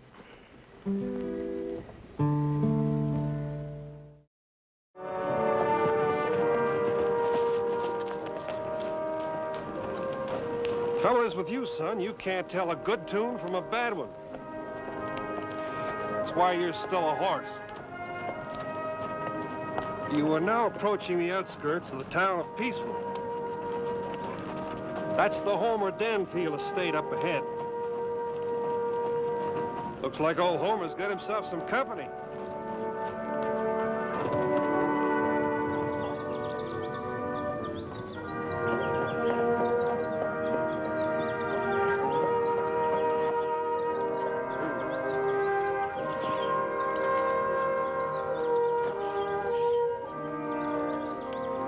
Howdy, Mr. O'Hara.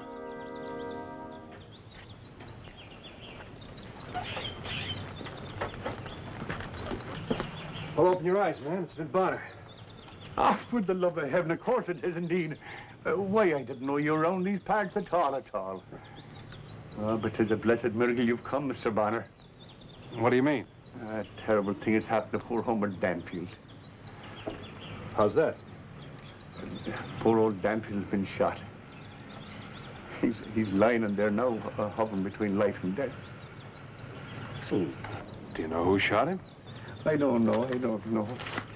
I think it was a thief of some kind. Me and my boy Michael, we just happened along here yesterday. It was about noon. And there he lay, with a hole in his chest that big. Sure, he hasn't drawn a conscious breath since. Howdy, Sheriff. Well, Red Bonner, where'd you come from? Just passing through. How's Mr. Danfield? Came to for a couple of minutes. Did he say anything? Not much. Fellow broke in night before last, long about midnight. Homer didn't know him. Wasn't even sure he'd know him next time. Just someone trying to rob the place? Made off with about $50. Homer came on him prowling around the room, and fellow throwed lead at him. You think he'll pull through? I don't know. He's lost a lot of blood. Doc thinks it might have nicked one of his lungs. The poor old devil. I'd like to get my hands on him. Could Homer give you a description of the fellow? It's pretty vague. It was dark. Could have been anybody. There was one thing, though.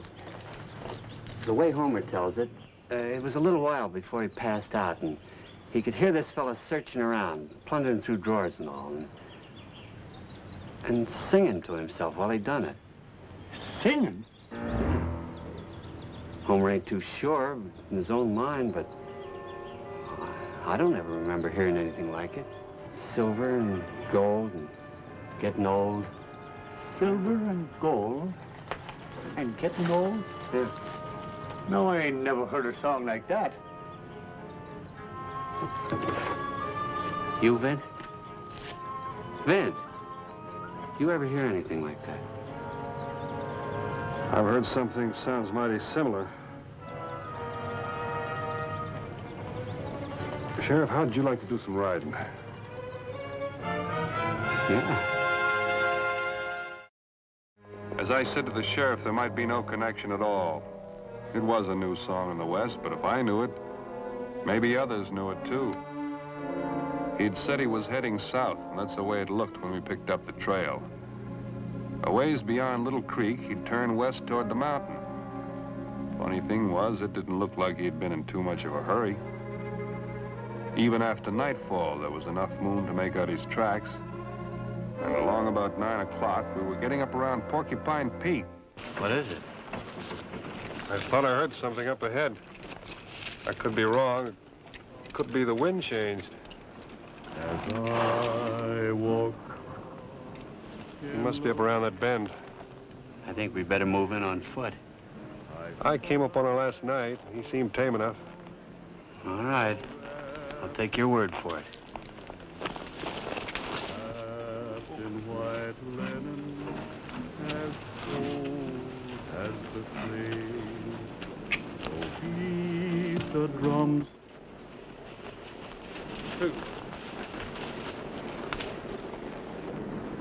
Howdy again. Howdy, Yeager. I thought this morning you was headed the other way. Well, this morning I was. Don't tell me you was drawed back by the music. In a way, yes. This is Cleet Gentle from the town of Peaceful back yonder. Peaceful and gentle, huh? Now, that's got a real pretty sound. I'm proud to make your acquaintance, Mr. Gentle. Evening. Did you ever meet Mr. Gentle when you were working at Peaceful? Not that I can recall. He's the sheriff there. Wow. Surprised I missed you, Sheriff. I guess I just wasn't there long enough to get in any trouble. You fellas ain't just riding around this time of night, are you? No, we're not. We're looking for a man. Farmer named of Danfield was shot and robbed the other night.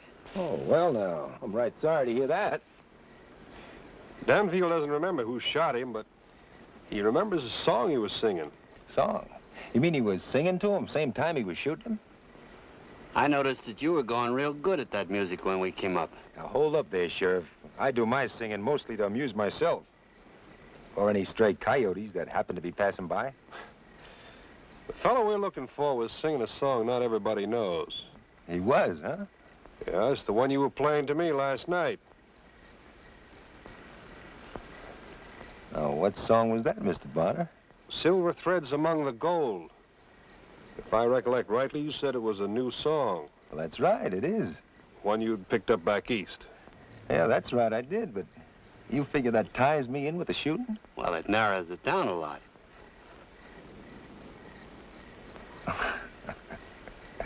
Now, ain't you fellas kind of jumping to conclusions? Nobody's accusing you of anything, Mr. Yeager. Well, all right, sir. Then what can I do for you? I'd like you to take a ride back to Peaceful with us. Let Homer Danfield take a look and see if he can identify you. Well, he's still alive? Did you think he was dead? I didn't think nothing. Now, it ain't unusual for a man to die when he's been shot. No, it ain't unusual. How much money you got on you? I guess about $45. Would you mind letting me take a look at it? just plain American money.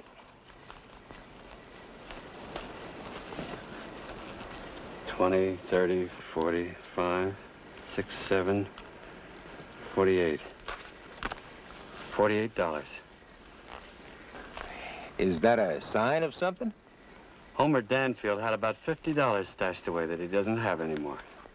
Well, now, so did the Santa Fe Railroad, till they paid me off the other day. That money can prove where it came from.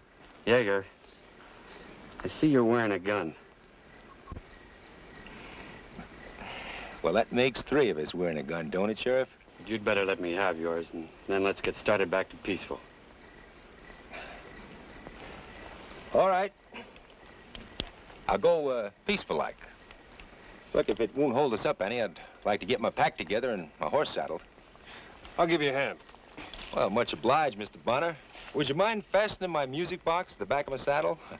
I sure wouldn't want to leave that little contraption behind.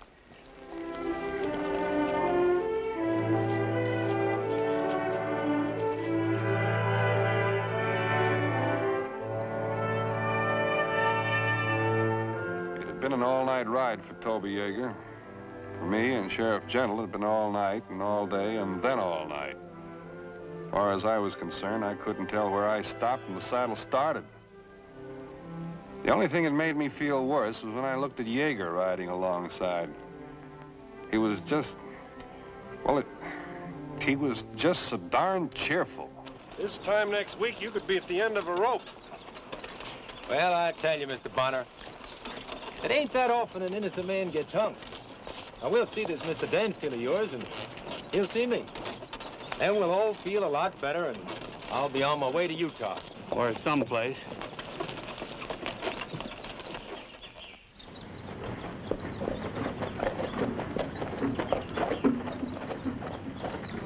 Sheriff Gentle, Sheriff Gentle. Hold up a minute. Would that be the man you're after looking for? Afraid Homer Danfield will have to be the one to tell us that. Homer Danfield. God rest his soul. Homer Danfield won't be telling anybody anything. He left us just a little bit before midnight. Well, now, that's a pity. You're a fine one to be calling it that? Did Homer say anything before he passed away? Not a thing. Nary a word.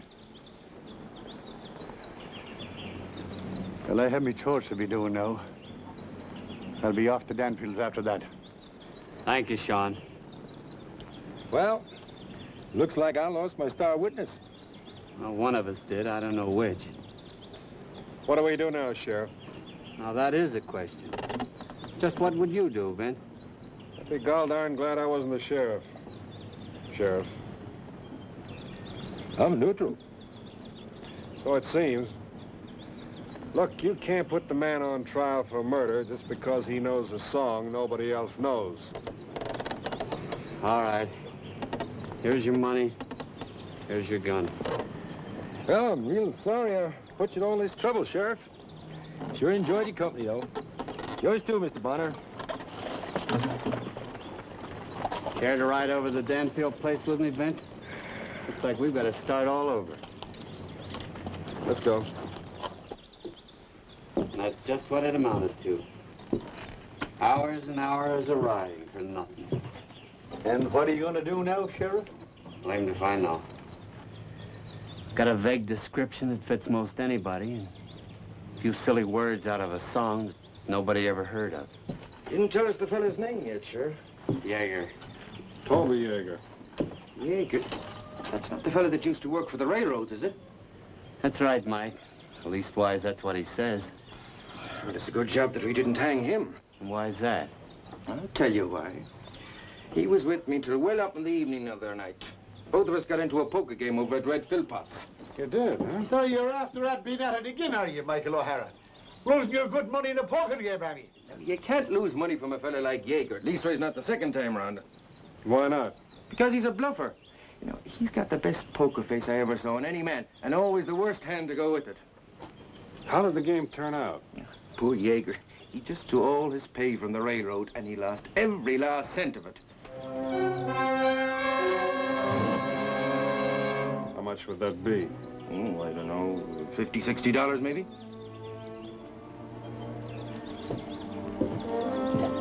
Wish my horse weren't so plumb tuckered out. Because he's really got to do some traveling.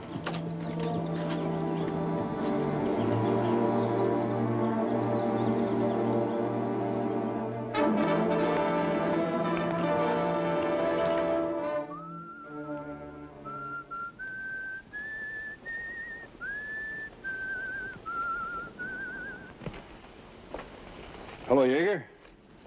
Don't let me stop. You go right ahead. Ain't it a small world? No matter which way I go, Mr. Bonner, I seem bound to run into you. Sure does seem that way, doesn't it? Why don't you sit down and have a bite to eat with me? You know, it sure would have saved a lot of wear and tear on that guitar of yours if I'd have known you were a poker player. You do like poker, don't you? Oh, sure. I like a good game of poker now and again. You play a cool, steady game? Why do you ask that? I figure sometimes you can look at a man and figure out what kind of a hand he plays. You, for instance, I figure you'd pick up 3 cards to fill a straight. You sure can't spot him, Mr. Bonner. You drew 1 card too many. I ain't sure I follow you, Mr. Bonner. That money you're carrying, that isn't railroad money. You lost your pay in a poker game 2 nights ago. Mike O'Hara was sitting in the game. Well, supposing he was. That was the cards you needed. Oh?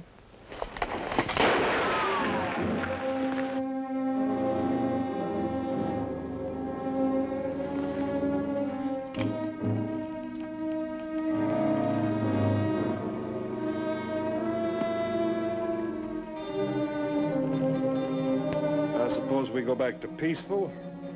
You explain where you got that $48.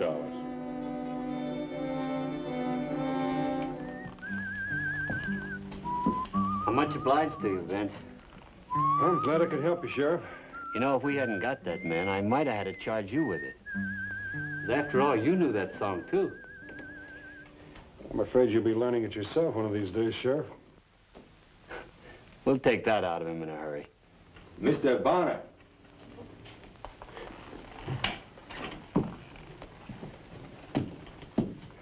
I hope I run into you again sometime.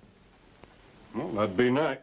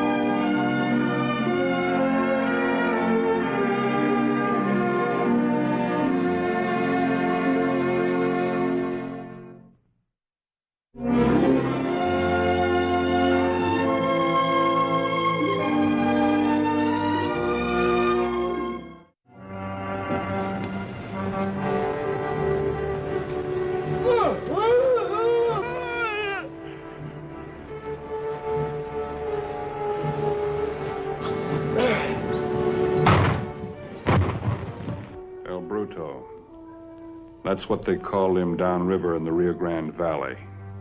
We had been tracking him since dawn, tracks as big as a grizzly's. But only now, up close, did I realize how much his name really fitted him. The Brute. He don't mean for us to take him without killing him. Just the way an animal figures. Yeah, I understand he broke Zach Waller's spine like it was a dry twig. I sure don't mean to get close enough to him for him to pile me up. Marshal, try talking to him once more. All right. Listen good, Bruto! You might be mute, but you ain't deaf. Now I'm taking you in one way or the other. Nice and peaceful, or good and dead.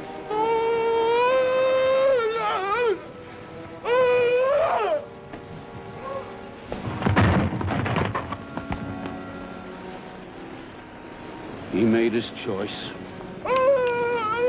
Don't kill him, Marshal. What else can I do?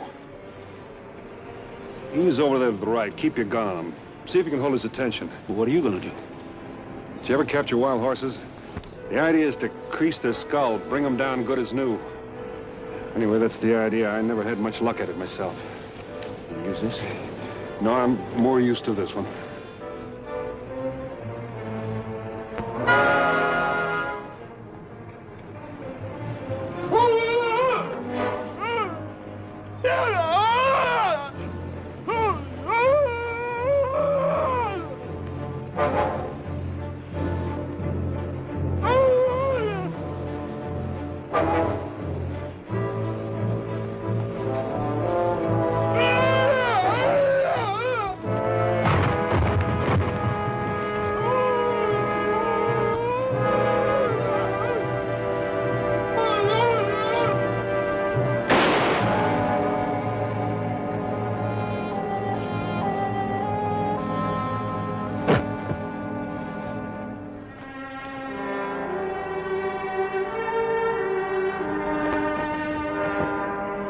Complain about your luck today, Vance. You ought to stick to wild humans. Maybe it wasn't luck. Maybe it had something to do with it being Christmas Eve. Like what? Well, I'd kind of hate to be a party to a killing on a day like today. That's what I was thinking when I squeezed off the trigger. Yeah? Well, maybe you wouldn't call it thinking. More like praying. So he strung him up like a prize bull and took him along. Stop a minute, Marshal.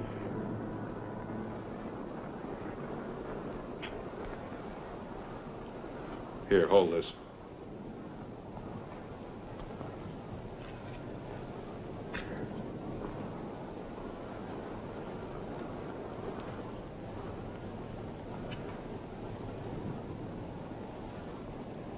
We're never going to reach San Felipe tonight.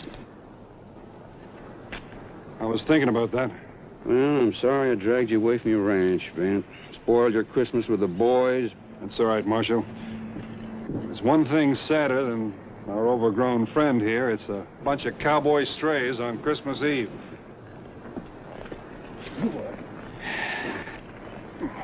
Yeah, Mrs. had me all fixed up to play Santa Claus for the kids tonight.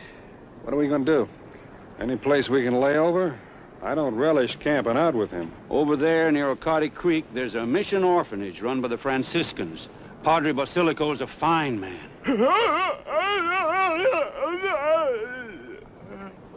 What did I say to set him off? I don't know. Let's go.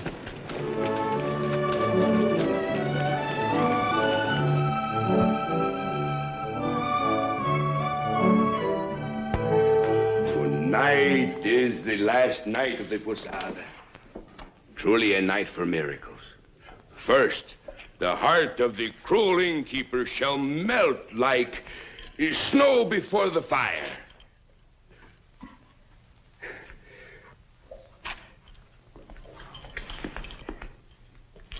You are the Blessed Mother Mary, and you are Saint Joseph. Tonight you will find refuge and shelter. Then, miracle of miracles, a child shall be born. The infant Savior who will bring light and hope to a dark world. And so, my niños, that is why tonight must be full of happiness and joy.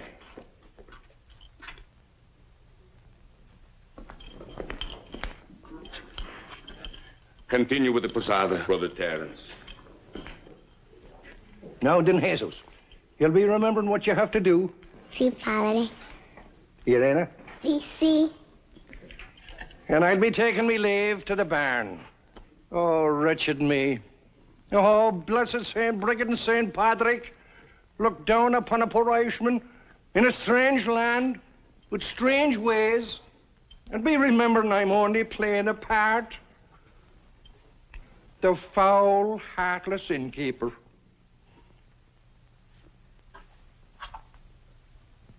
He could not do it.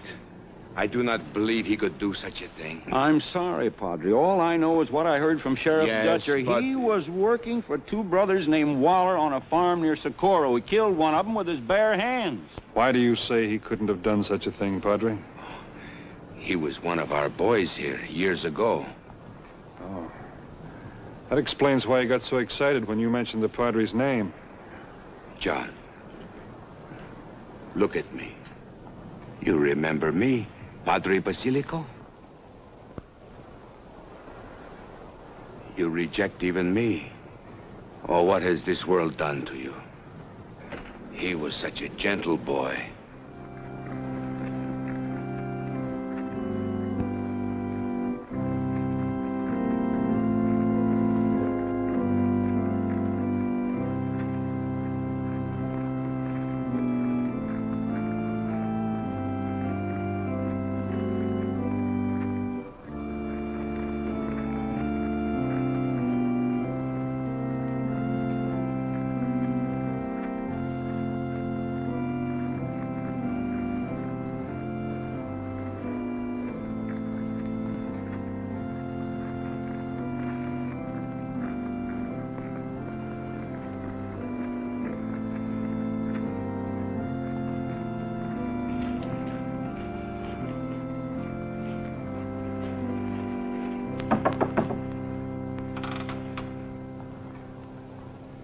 Sir, I beg of you, with all your charity, to give shelter to this lady.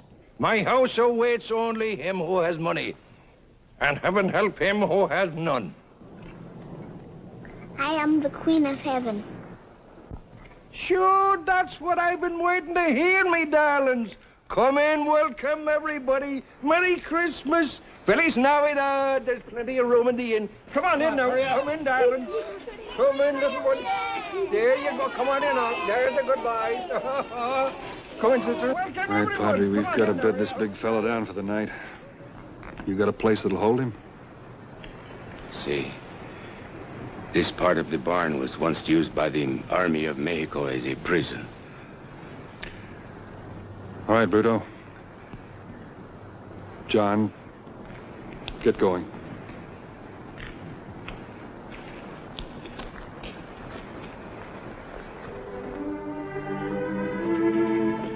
Inside, Bruto.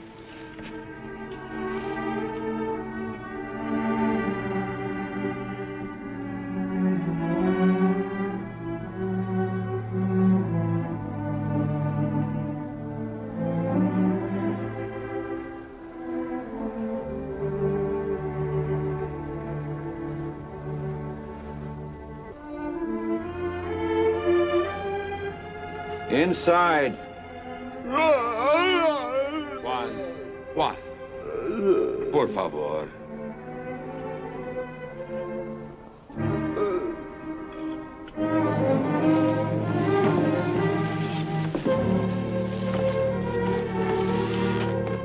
Now then, me beautiful Queen of Heaven, you're all ready to hit the piñata. Thank you, sister. Here you are. Now, I'll make very sure that you don't know where it is. 1, 2, 3, and don't look at me with it. Now, hit. Now, and I'm going to make very sure that you don't know where it is. Well, we don't like it neither, Padre, but he's dangerous. Everyone is invited to join in our simple Christmas pleasures.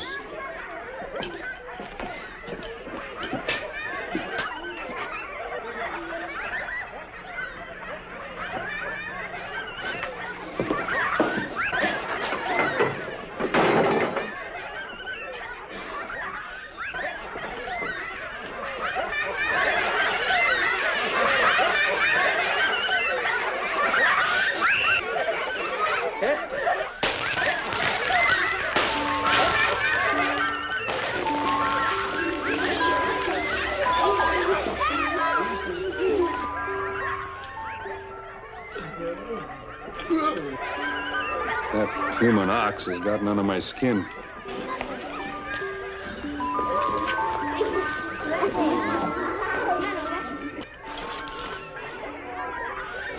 Something from you.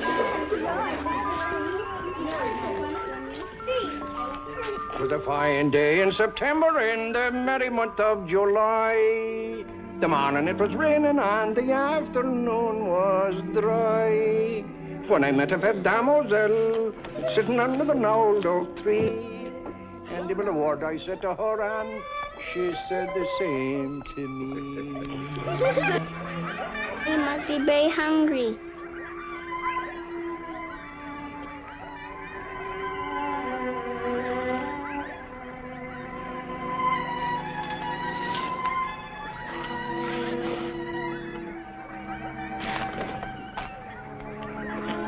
Why are you here?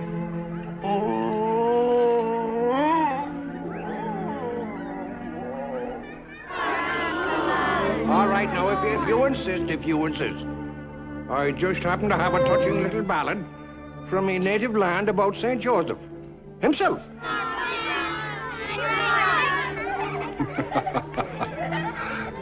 By the way, where is little Jesus?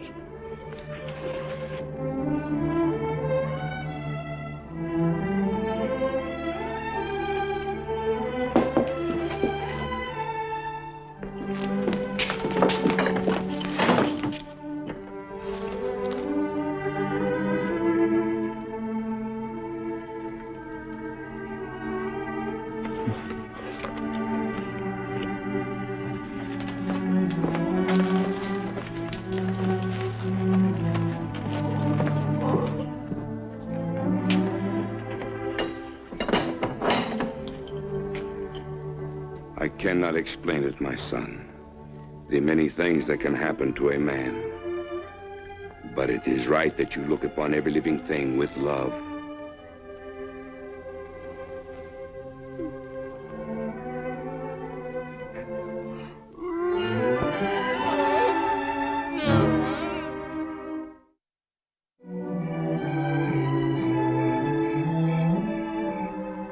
John was given to a family of settlers on their way to California for adoption. How did these men get him? Did they know how to treat a boy who could not speak? Who was full of fear because of the shame of it? Can you answer me these things, Marshal? Sorry, Padre. All this star means to me is doing my duty, like I was told to do it. Yes. Yes, I suppose that is so. Buenas noches. Good night, Padre. I don't know about you, but I'm raw frazzled. I'm gonna get some sleep. Merry Christmas. Merry Christmas. I feel like the devil.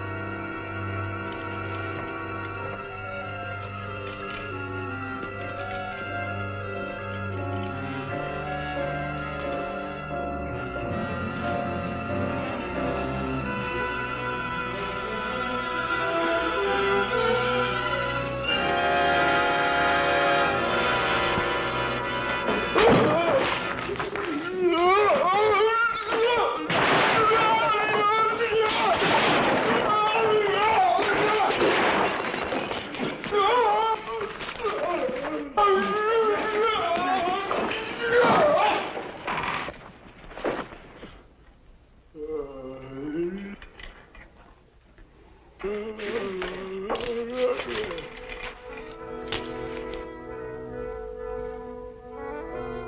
still couldn't find it in my heart to kill the big one. The marshal was shaken up some, but not hurt bad. Maybe I could knock him out.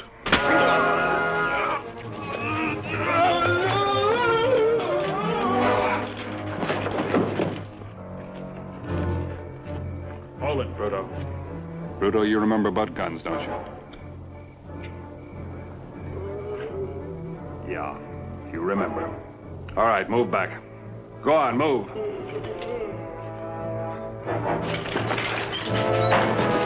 Give us that door.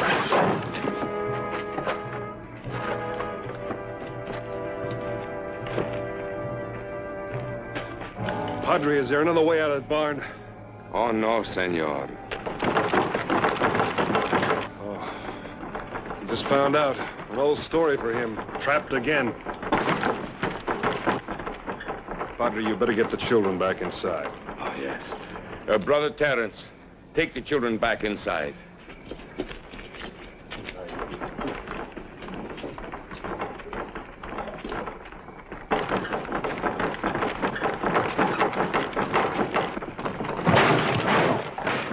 Maybe you better go inside too, Padre.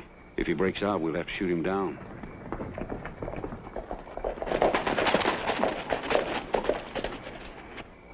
That you, Dutcher? Sure is, Walt. Well, I finally caught up with you. Well, you've got the brute in there, ain't you? Why ain't he dead by now? You're the law. You know what he's done. You got something wrong, mister. This isn't a lynching party. I've heard those stories, how you and your brother mistreated those Mexicans that work on that farm of yours. There's talk that you bullwhipped that mute in there. Even yoked him to a plow. You don't know what you're saying. Zach and me took him in from a burnt wagon 10 years ago and give him a home. Well, we made him earn his board and keep. But we never hurt him none. Never whipped him like you say. And that's the Lord's truth.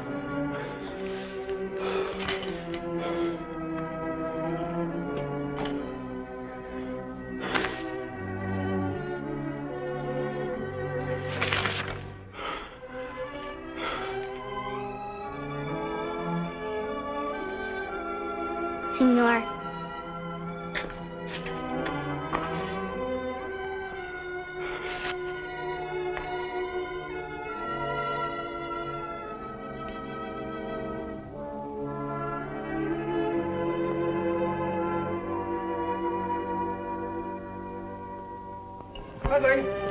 Padre. What is it, Brother Terence? Padre, have you seen little Jesus? I can't find him anywhere.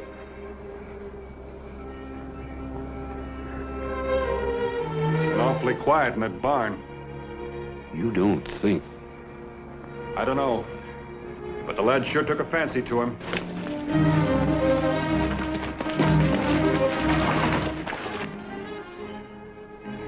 Be careful. He's got a gun. Looks like he's going to shoot the kid.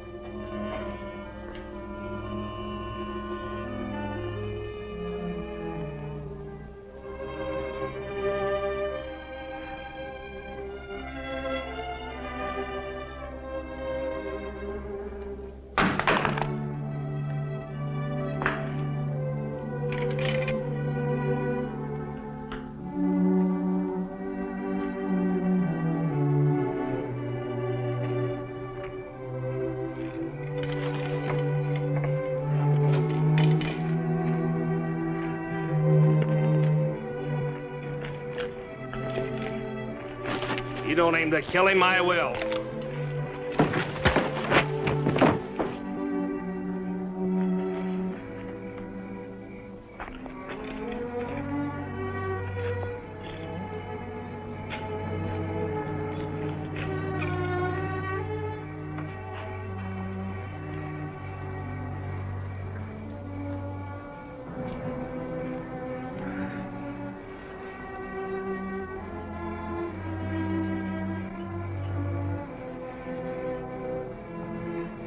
So you and your brother never whipped him.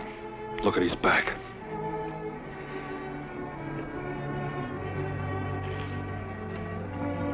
Now you do it.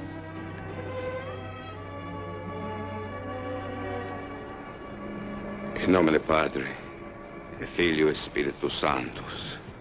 O merciful God, grant to all of us here the wisdom thou hast poured forth into this soul of this simple child. Grant that we may not so much seek to be consoled as to console others, to be understood as to understand, or to be loved as to love. For it is in giving we know, O Lord, that we receive. For it is in pardoning that we ourselves are pardoned. Amen. Jesus, you take your new friend inside. Find him a place to sleep. He must be very tired. Take him.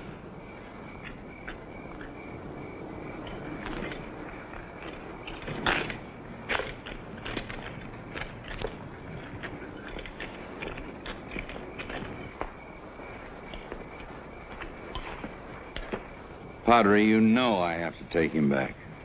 Oh, do not worry. I will be responsible for him.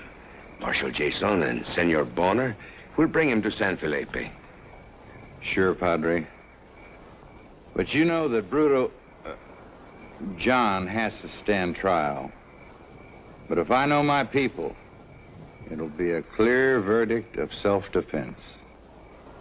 Come on, boys.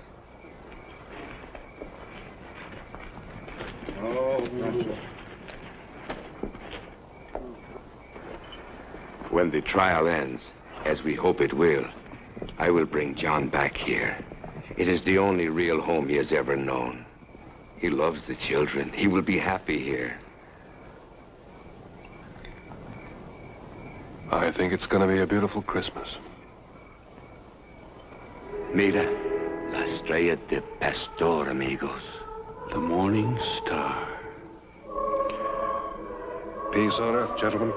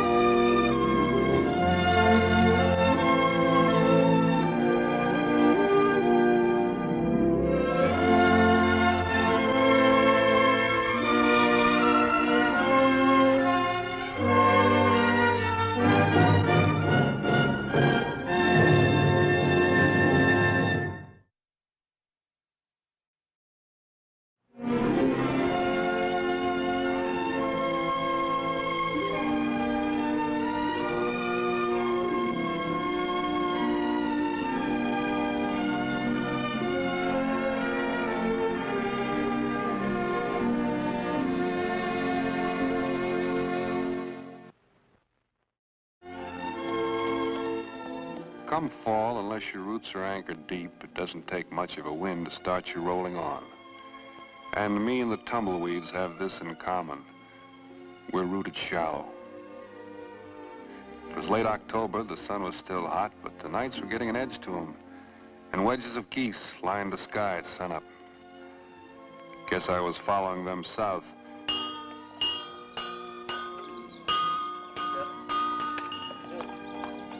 Yeah, boy.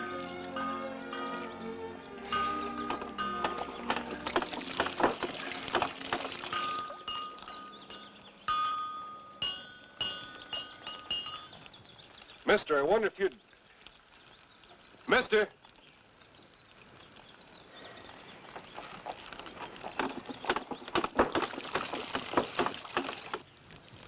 Well, howdy. Hey, let me give you a hand. I was walked to before, but I didn't see you come up. Oh, all right.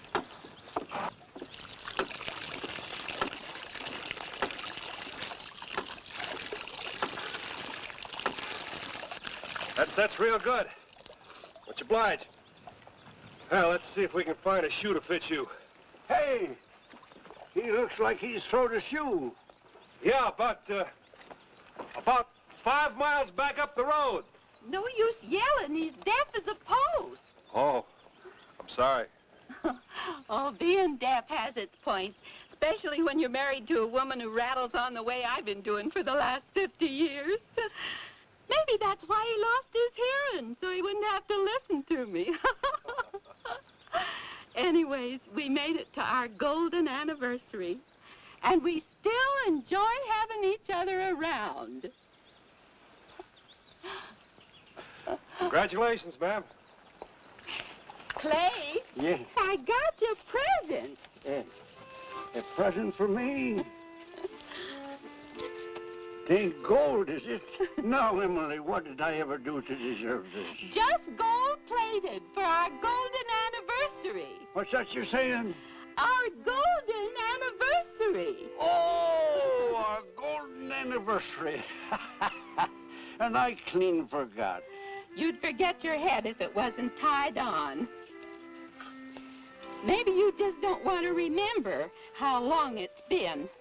But I do, Mr. Davis, because they've been good years, every one of them. What's that you're saying? Nothing. How do you like your belt?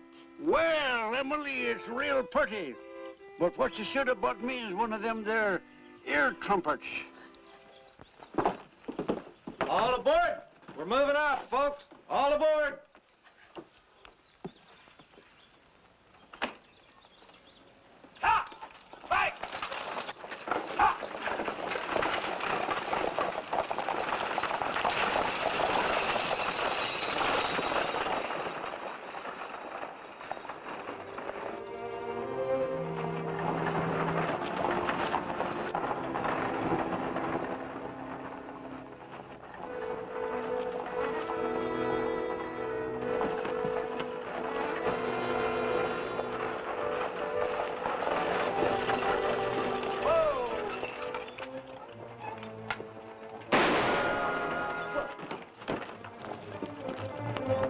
Hold it.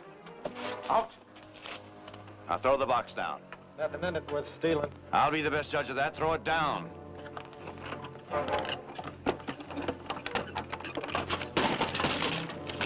Now your gun.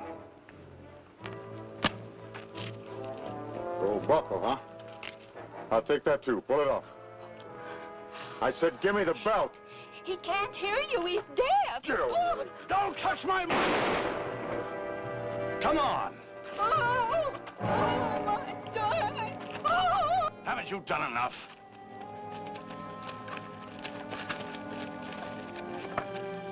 I'd seen the geese flying south, and listening to them talking to each other, I thought of what that lady had said about being deaf, and how maybe it has its points. And I wanted to tell her how wrong she was. Hold it! Get! He's covered. Yeah, but why? Ah, there were two of you. Where's your partner? There's supposed to be someone else. Don't be funny. We want straight answers, and we want them mighty quick. Kit Springer, isn't it? Is that any way to say hello? Bonner? Vin Bonner? Sure. Why don't you put that thing down and have a cup of coffee? Well, Vince, what a sight for sore eyes. Put it away, Lex. You mean you know this fella? Know him? Why, he and I rode the Bitterroot Range together. Sorry, we didn't know it was you. Who did you have in mind? You see, we're members of a posse. A couple of boys held up the stage last night. A couple of boys? How did you figure on me? I'm all alone except for my horse Scar here. You could have split up. No, men on the run ain't apt to do that. Well, does the order for coffee still hold? Sure, help yourself.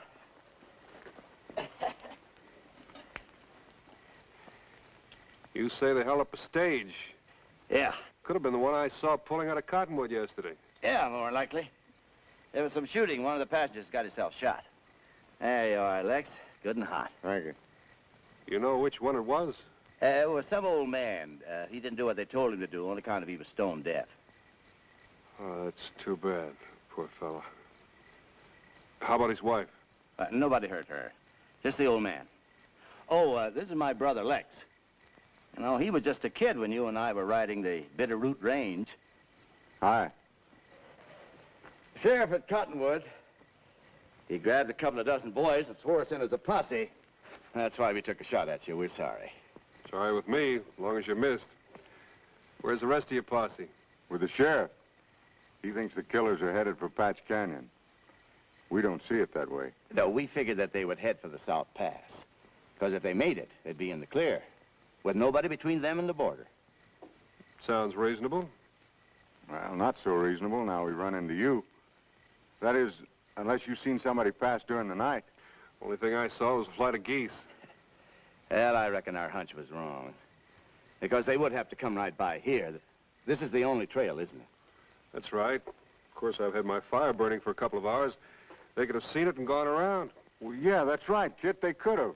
Maybe our hunch is right yet. Well, that's no good, even if it is. Because, you see, we don't know the route from here on in. We've never been through the pass. I thought you boys said you were from Cottonwood. No. No, we were on our way through Cottonwood when the sheriff grabbed us and put us in the posse. We're from up north, Fort Drexel way. Yeah. Say, you come through Cottonwood, Bonner. You must be heading south, huh? That's right, I am. Well, looks like we hit it lucky, Kit. That is, if you don't mind us riding with you. Well, sorry with me. Come along. But you sure are going a long way just playing a hunch. It's over a day's travel here through the pass, and you have no assurance that the fellas you're looking for took this trail. Yeah, we know that, Vance. But for $1,500, we can spare the time. That's the reward they're offering. $1,500. That's worth taking some time for. If the posse catches them, that money will be split 40 ways to breakfast. But if we catch them, see what I mean? Sure. You split it 2 ways. 3, if you're along, Vance. That's $500 apiece. I'm afraid I can't count that high. Then you'll take us through the pass. Sure, since I'm traveling south anyway. All right, let's get started. You bring up your horses, and I'll straighten out my gear.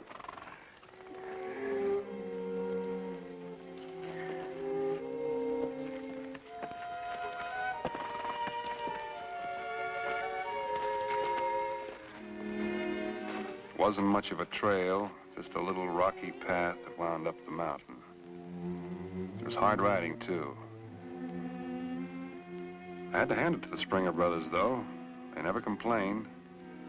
I'd taken this route before, so I knew what to expect. But it was all new to them. What are we stopping for? Give the horses some rest. They need it. I'm afraid you fellas are in for a bit of a disappointment. Oh, about what? About that $1,500. Hasn't been anybody along this way for 2-3 days. Not since it rained, anyway. Oh, well, men on the run, they wouldn't leave tracks if they didn't have to, would they? And they wouldn't have to here. They could go around, you know. Yeah, have you seen any tracks? I've been so busy riding, I haven't had time to look. Me neither. Well, I've been doing enough looking for the 3 of us. Well, maybe somehow they got ahead of us. In that case, there wouldn't be much sense in you fellas going on, would there? What do you think, Lex? I'd sure hate to turn back now. Well, why don't you ride up the trail and look for tracks, and I'll climb up here and look back where we've been, huh? Right. While you're gone, I'll make us a pot of coffee. It's too hot for coffee. Don't light a fire. Oh, it won't take a minute. I said don't light a fire. I mean, it's just that it's too hot. I see. Well, maybe you're right.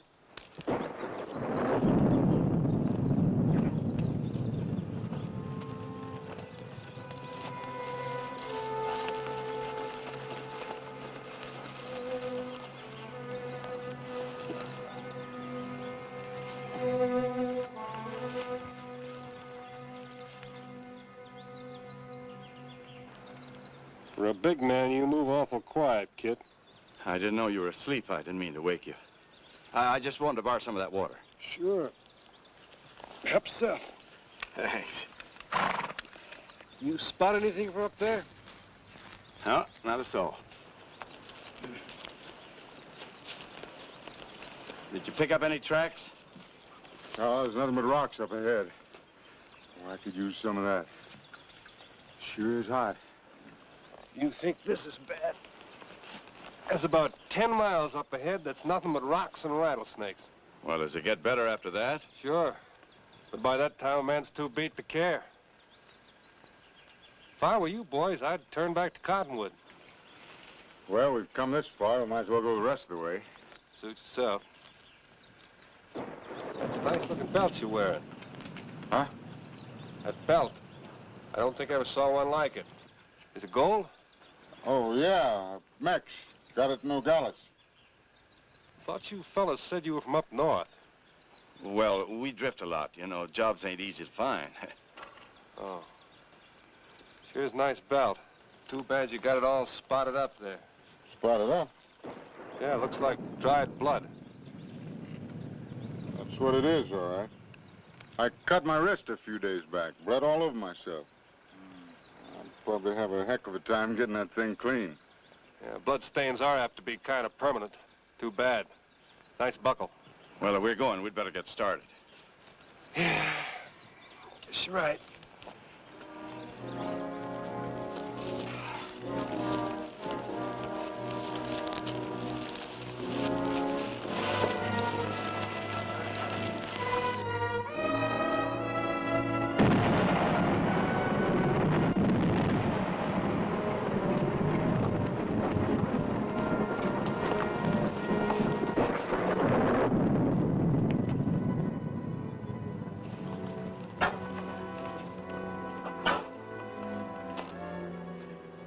Looks like there's 3 of them now. They must have picked up someone on the trail. Well, for his sake, I hope he's a friend of the Springer boys.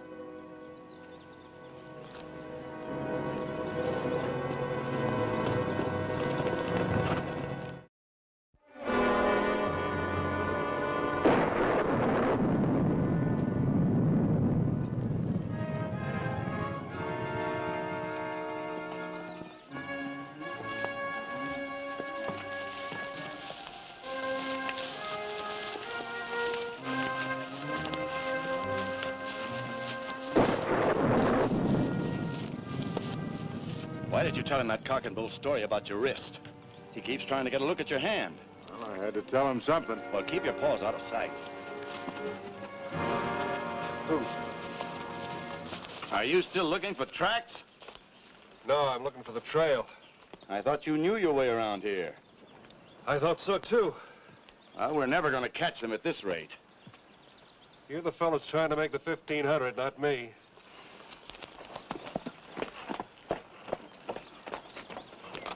Hey, Lex, you happen to have a knife? I gotta make a hole in the cinch. Sure. Yeah, looks like it's fixing to rain. It's probably raining down there already. If it does, we'll never find those tracks.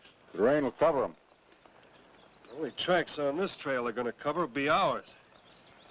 We better be getting on.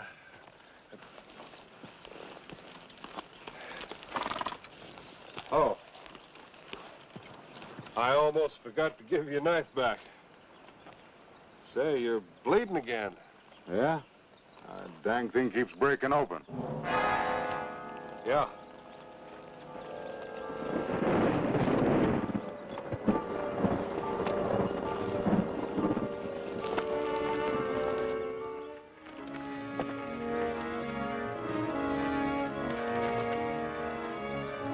I was easy in my mind again for the first time in hours, not afraid to turn my back on them anymore. I guess they were what they seemed to be, 2 harebrained saddle tramps down on their luck, chasing a rainbow.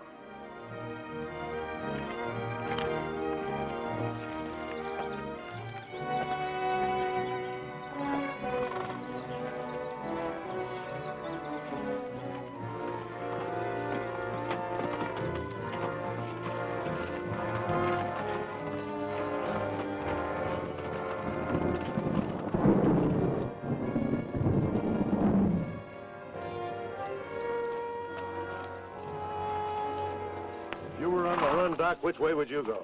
Not over the South Pass, that's for certain sure. Too tough a trail.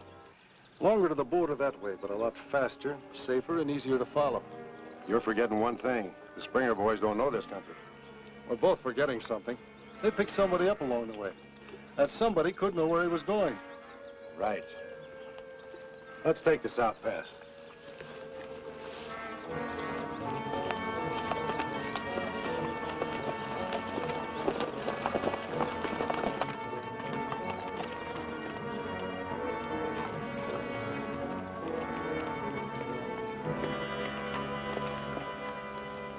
Lay off. You want him to get suspicious again?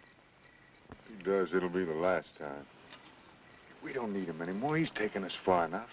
He still hasn't said which way the pass is or how far. Get him to say it. We ought to be moving on and fast. Now, you think it's so easy, you get him to say it yourself.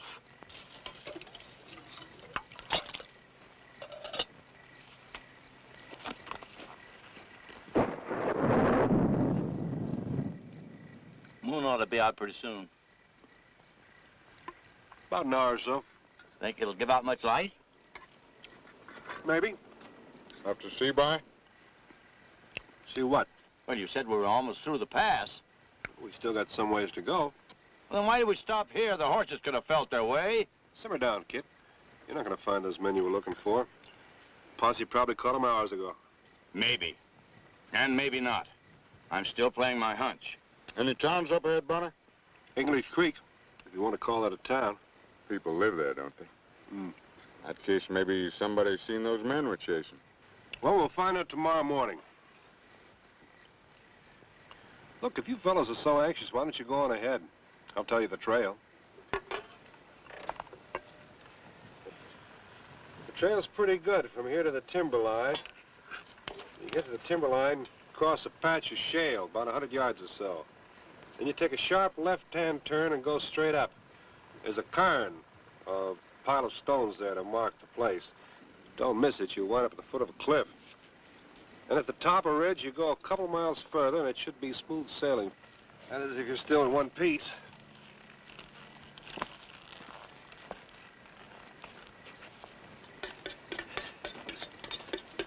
Well, Vince, you've sold us. On what? About waiting until daylight. You sure changed your mind fast, but you're smart. Well, now, look, we're going to shove off early. Now that we know the way, there's no reason for you to get up with the chickens, unless you just want to. That's all right with me. I'm in no hurry. Well, you'll still come in for the $500, though, as soon as we collect. Don't mind about that.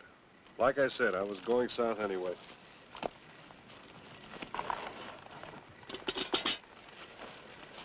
It's kind of funny you fellows never went through South Pass before. What's so funny about it? Well, you were telling me about all that drifting around. Never been down this way before. By the way, who is the sheriff of Cottonwood? Now, what difference does that make? I was just trying to remember. We don't remember his name, Bonner. There wasn't time for any formal knockdown. Folks just called him sheriff. Well, if I'm still asleep when you boys take off, so long and good luck. Thanks. As far as I could tell, they hadn't been lying to me. A man could join up with the posse and not find out the sheriff's name. And I guess a man could ride himself half to death on the off chance of earning a $1,500 reward, if he had a mind to. Of course, Kit's hunch about those outlaws using South Pass for a getaway hadn't worked out. Or had it?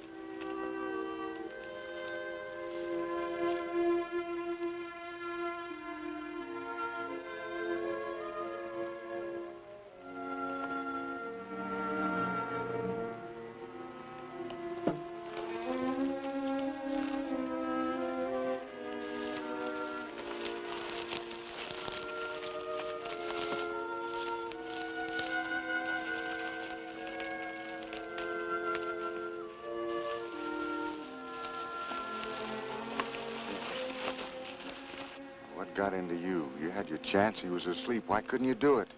Well, he may have been asleep, but I could see his gun belt sticking out from under the blanket. could see his gun belt. You mean you were just looking for an out, any kind of out? Well, not me. Look, let's go and leave him be. He can be plenty of trouble. You gone clear yellow or something? He knows our names, what we look like. How long before he figures we're worth $1,500, alive or dead? You had to go and kill that old man. He only had a few more years to live, and you had to go and kill him. All those years of hard times, they sure turned you soft, didn't they, brother? Soft and clear yellow.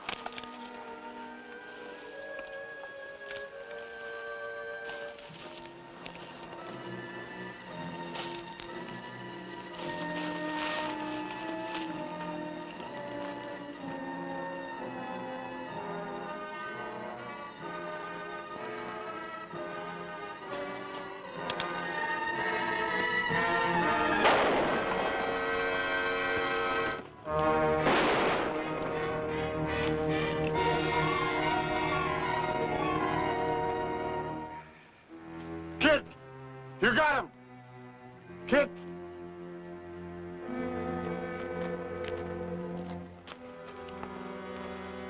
Kid? Kid?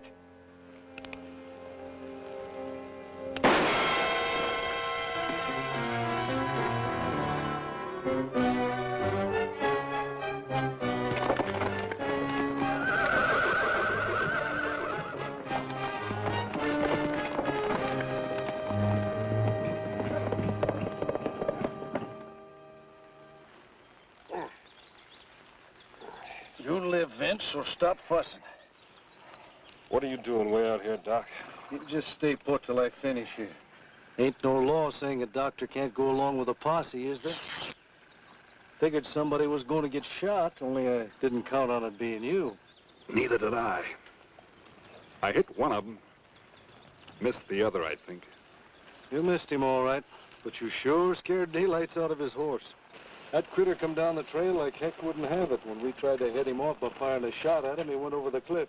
Springer tried to jump clear, but he couldn't seem to tear himself loose from the saddle. This is why. It got hooked over the saddle horn. The horse drug him down the side of the mountain. He was dead before we could get to him.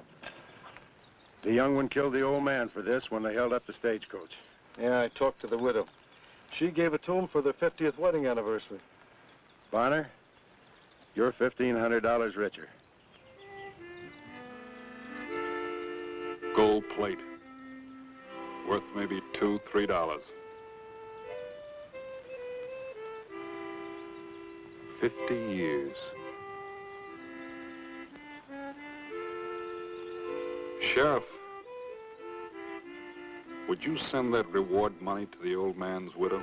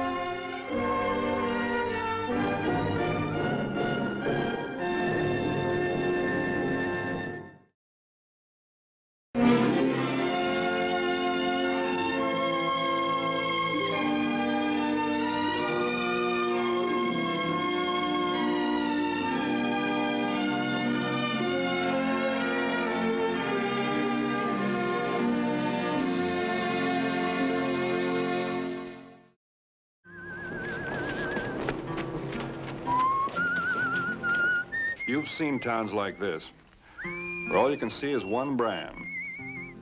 This one was called Temple. The hotel, saloon, barbershop, everything Temple. Not that I've got anything against one man owning so much real estate. Sometimes it works out just fine. Sometimes it doesn't. Well, as I live and breathe, if it ain't Will Fetter. Well, how about that? In town and doing the marketing. Thought that was women's work. You ought to make a skirt out of that flour sack, Will. Them pants are a little deceiving, ain't they? I don't want no trouble with you fellas. Trouble? You asking for trouble, Will? No, I ain't asking for trouble. I ain't asking for anything. No, Will, I guess you ain't. Let me buy. That yours? You know what it is. That's a shame, Will. Pretty little rig like that all run down. Got to give it a coat of paint. Yellow, maybe? Let me buy. Like you say, it's your rig. Oh, gee, Will. Flower! Come on, fellas. Let's clean it up for him. Oh, come on, get away. You're getting dirty. Don't get any dirt in it, fellas. Have a little straw. Oh, you're getting dirt in my flower. Settle back, Careful you don't get hurt. Come on, fellas.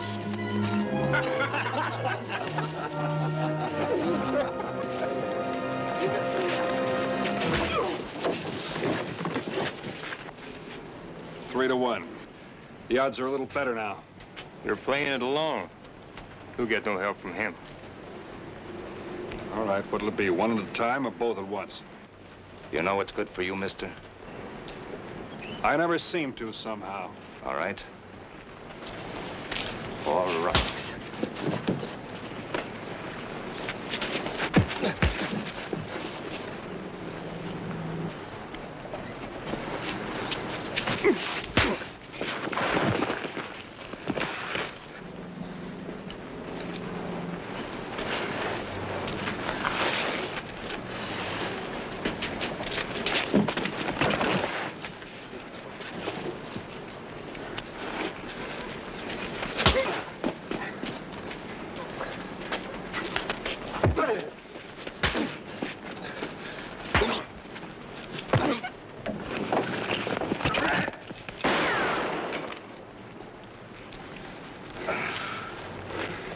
Ned? You talking to me, mister? Aren't you Ned Techman? Name's Fetter.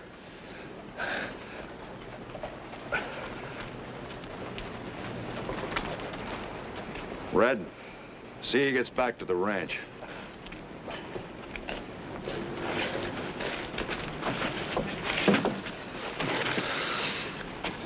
10 years ago, down Cheyenne way. You got the wrong party. I ain't never been in Cheyenne. You can call off your hounds, Temple.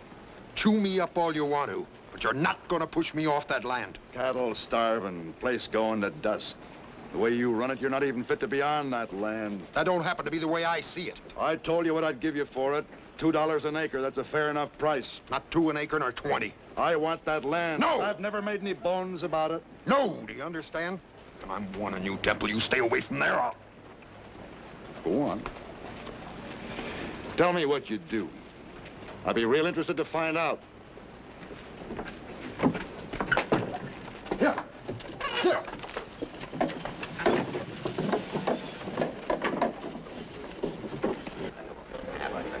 Sure.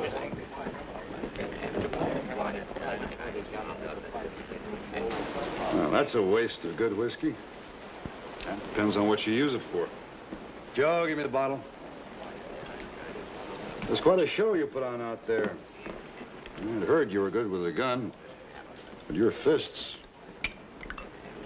You are Vint Bonner, aren't you? Sure. Yep, quite a show. That depends on how you look at it.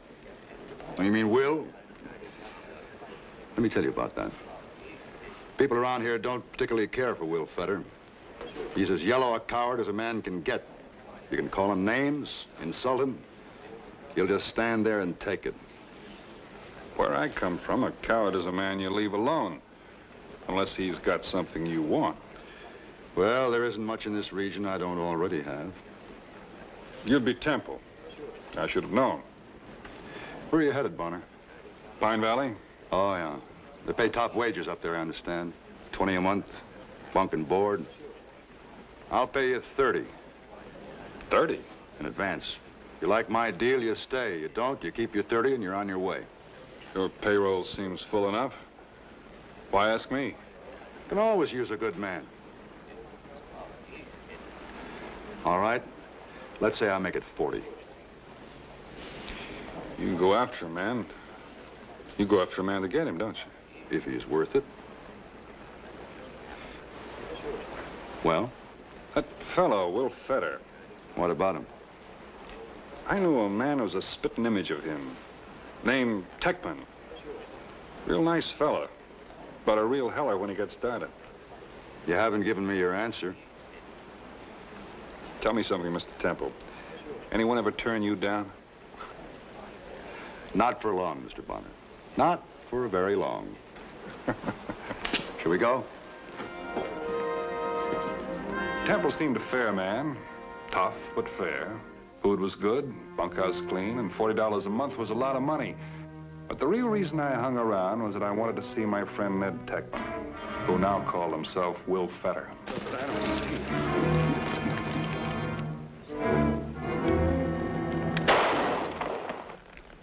Even you aren't low enough to shoot a man in cold blood.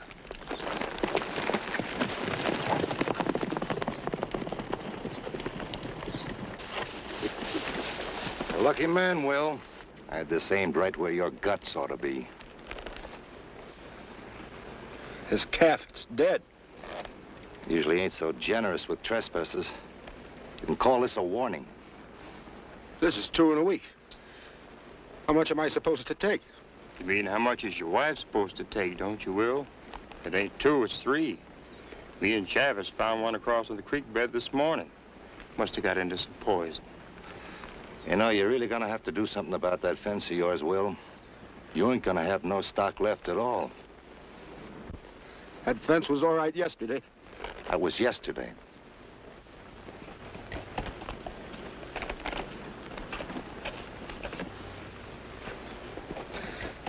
Honest. Honest, I'll... Yeah, Will? I'll... That's right, Will. You cry. But a little calf like that ought to have somebody crying over it. Didn't you say so, Red? I'd say so. What about you, Bonner?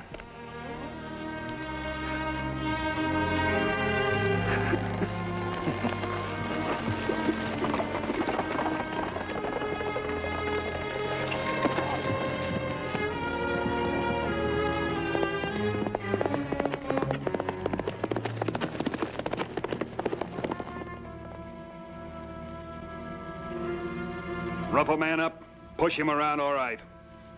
But poison his cattle, cut his fences. Well, I thought you ought to know. I already know, Mr. Bonner.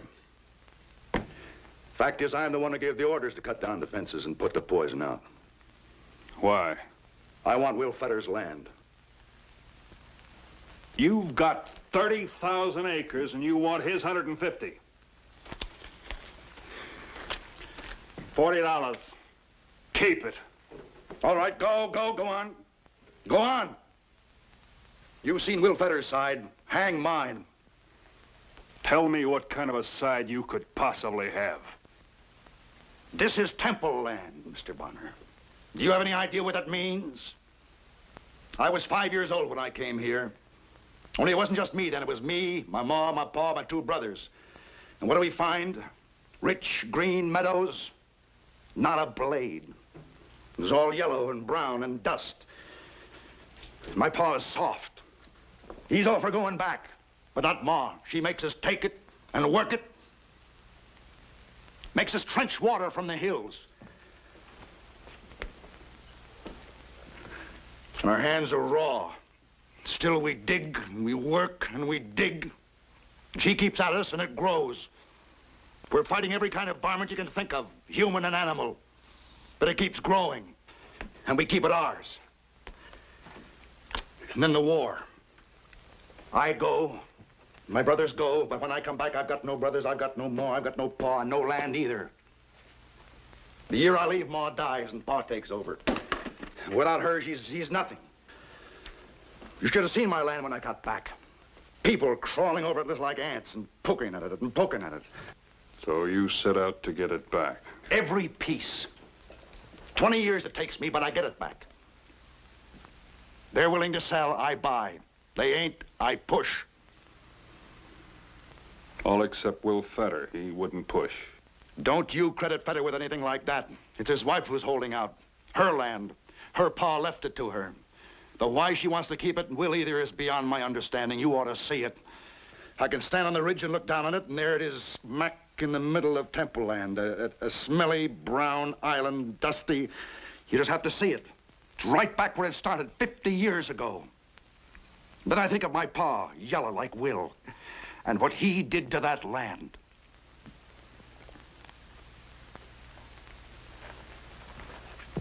Where are you going? You said to seize land. That's where I'm going.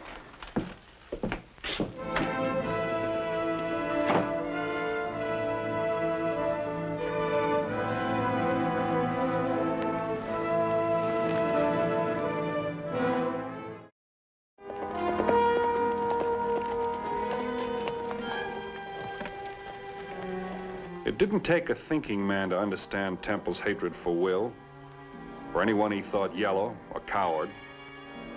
Wrong about Will or not, they both had Temple's pa to thank for that.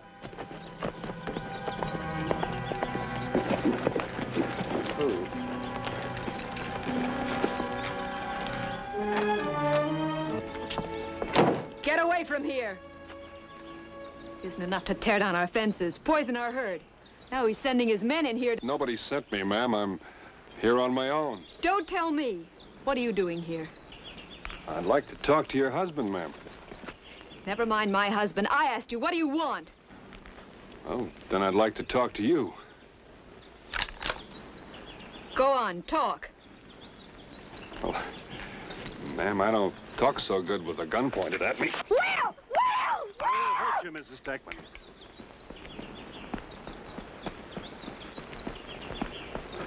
All right, Bonner, what do you want here? Now you know me. It's all right, Sarah. Is the coffee on? It's on. I was feeding the bull. You better finish, honey. Still take it black? You have got a good memory. I ought to. We drank enough coffee together.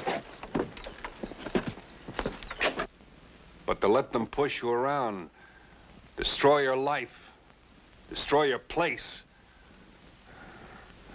that's not the Techman that I knew.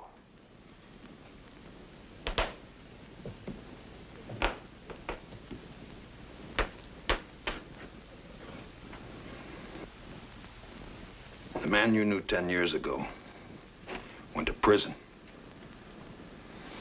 Killed a man and got 20 years. You broke out. No, nothing like that. I was released 4 years ago. I'm on parole, Vin. One wrong move and I go back. Do you understand what I'm saying? It don't have to be my fault. Just crook my finger. Look cross-eyed, maybe. Make one mistake, just one. Does your wife know?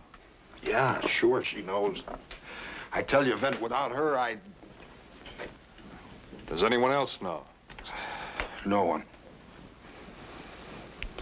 I got a kid coming, Vin. That kid has got to have a chance. Here, in this place? It's got to be here. This is all we got. Well, can't you do something? Fix the place up? How? Well, you've got two hands. I've got two hands. And my wife's got two. And what do you think 4 hands can do with 150 acres when half the time I'm out there mending fences and burying cattle? You know how many bulls I got left, Vint? 1! I tell you, once that Temple starts, he don't let up. Couldn't you get someone in, someone to help you out? Oh, Vince, you're not listening to me. You haven't heard a thing I said. The word's out on me. I'm poison.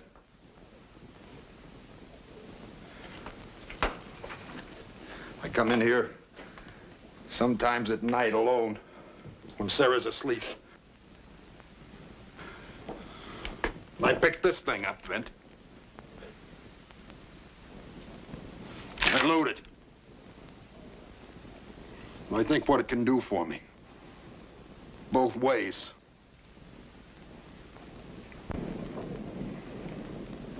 Then I start thinking about prison. And about going back. Then I think I'm in prison. I begin to wonder which is worse.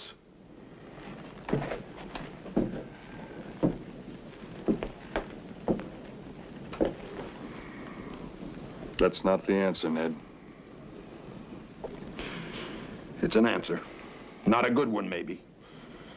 But it's all I got.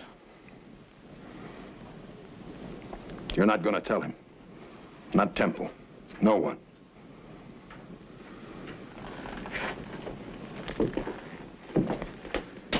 Now keep out of this, Vint. This one's mine. Whatever I do, it'll be my way. It always was, Ned.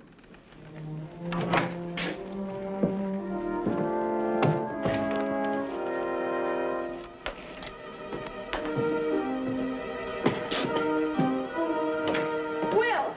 The bull! They poisoned the bull. It's dead.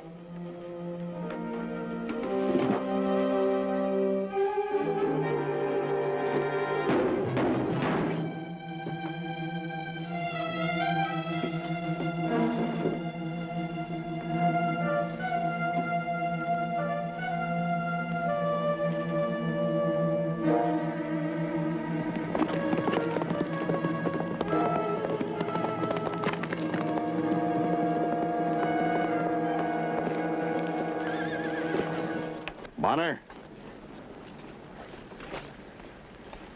I've been waiting for you. Want to talk to you. So you swallowed his whining, is that it? He wasn't whining. Not much he was, and I can guess what he said. No, you can't. But there's something I'd like to tell you. You ain't, Vint.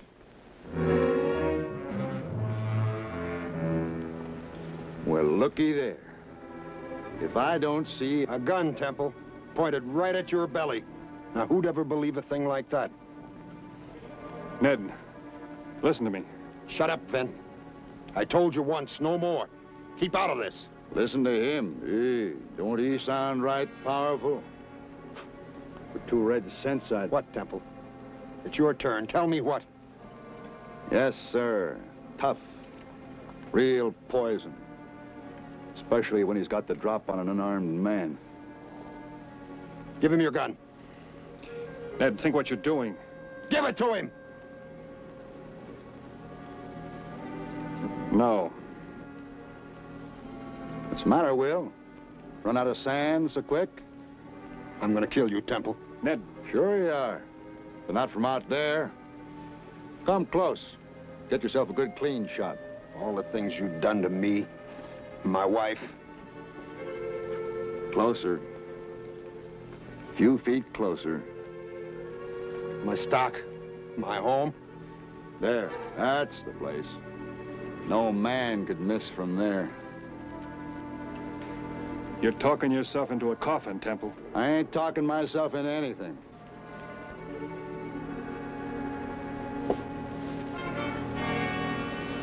Go on, Will. Pull it. Man wouldn't be afraid to pull that trigger.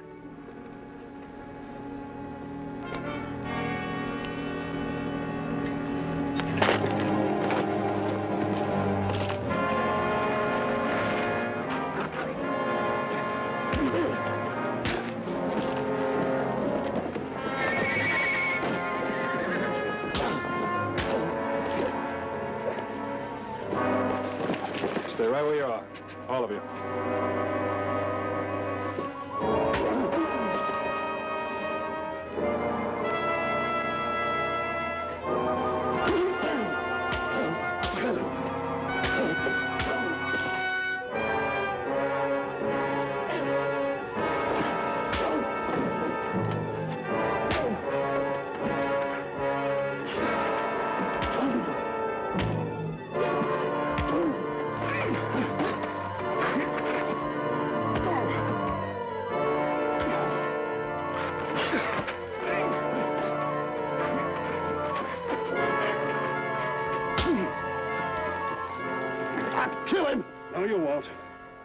Stay out of it, Bonner.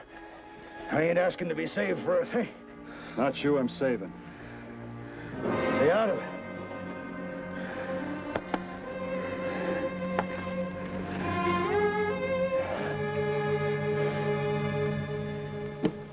What did you say Temple would do for us? Build a new fence? And replace your herd. Start you off with a couple of milk cows. George Temple said that. Also loan you some money. Maybe to build a new room for the baby. That was my idea. Will, a new room for the baby. Do you hear that? Vent it. It just don't make sense, you know that. You cut up a man and prove him wrong. He comes after you with a shotgun. He doesn't hand out presents. You proved a lot more than that to Temple. You proved to him that you belong on the land. Even after you're telling him about my being in prison? He won't tell anyone. He'll keep his word. Well, what am I supposed to do? Just shake hands, Mr. Temple? No hard feelings? What say we just forget the whole little...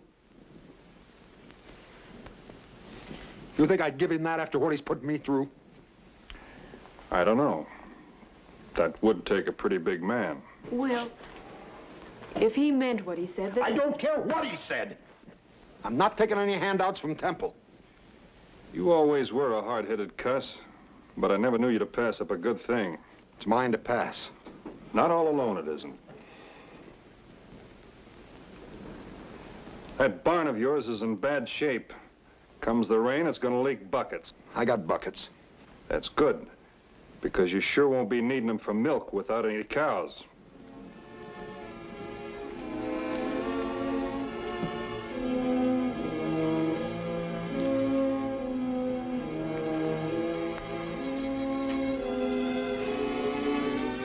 Sarah? Yes, Will? Have you still got that blue dress? Yes, somewhere, but Well, get it on as fast as you can. I'll hitch up the buckboard. And Mrs. Stackman, don't worry about dinner. If I know Mr. Temple, he'll ask you to stay. Well, go on. You want that new room for the baby, don't you? It's going to be a race to get it built as it is. Not that fast.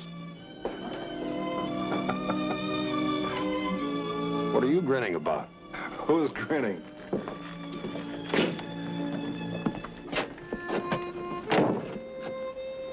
Thanks, Vint. I hope it's a boy.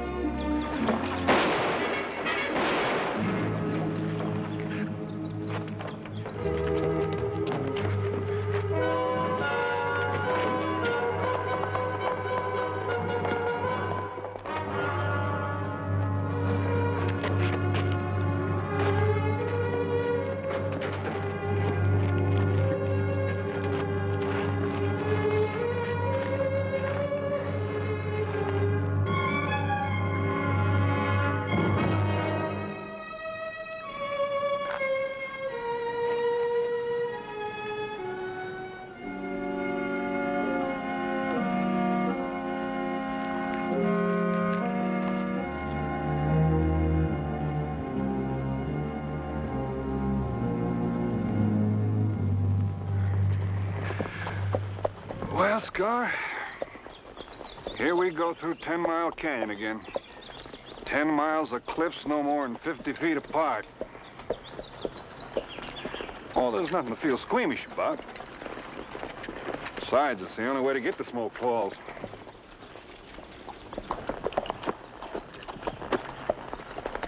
Don't you spook on me.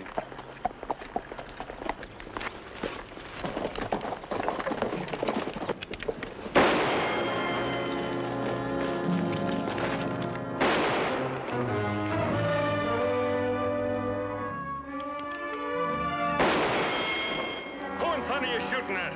Vint! Vint Bonner! Well, I'll be. Art! Put that cannon away!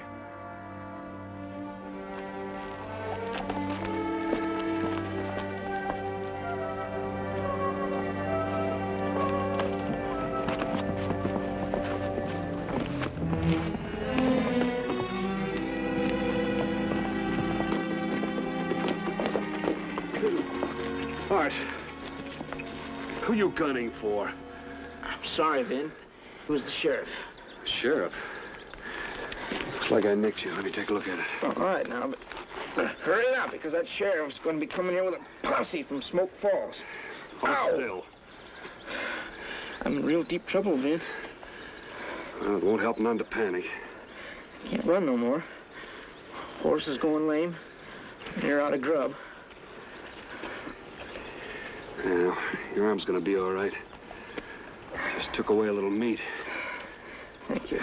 Now, what's all this about? You in a shooting scrape? I wish that's all it was. Clyde's dead. Clyde? Shot in the back. Who shot him? Sheriff Vale says I did it. You kill your own brother? Half-brother, Vint. Not that it makes much difference. The sheriff's after me just the same. Vale, he must be new since I was around. Well, you don't know what it was like yesterday. He took me down there to the jail. There's a gang of them hanging around listening to George Willis tell how I was a rat, and the sooner they find a rope, the better. George Willis? I always figured him for decent enough sort. Me too. Until we both started seeing Nadine Gray. For a while there, it seemed like she liked me better than she liked George. Did you hear that? You're imagining things. Now, let's take this from the start. Why does the sheriff want to arrest you? He's got to arrest somebody. George claims he saw me do it. If only I could wait till they cool down some.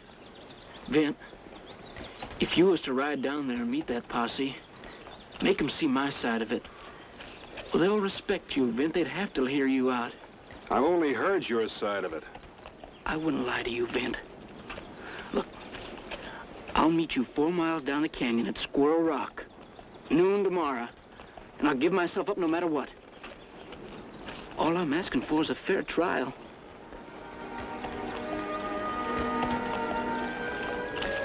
All right. Squirrel Rock, noon tomorrow.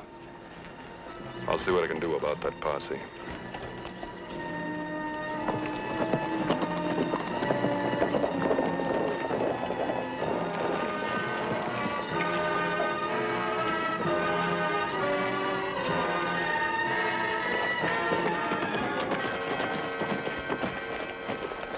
Well, I'll be dogged.